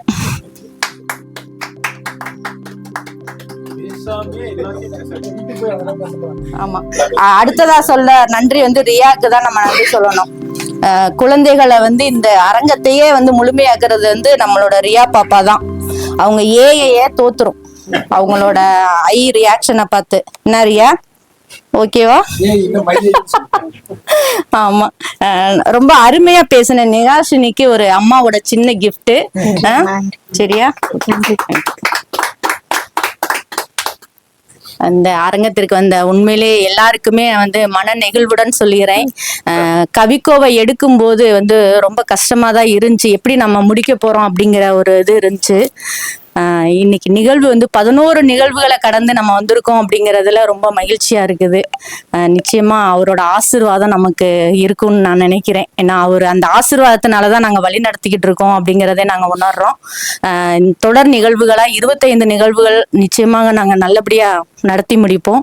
இந்த அரங்கமே ஒன்று கூட கூடிய அளவிற்காக அந்த 25வது நிகழ்வு வந்து அமையும் அப்படின்றதே இந்த நேரத்துல சொல்லிக்கிறேன். நீங்க எல்லாருமே வரணும் அன்னைக்கு.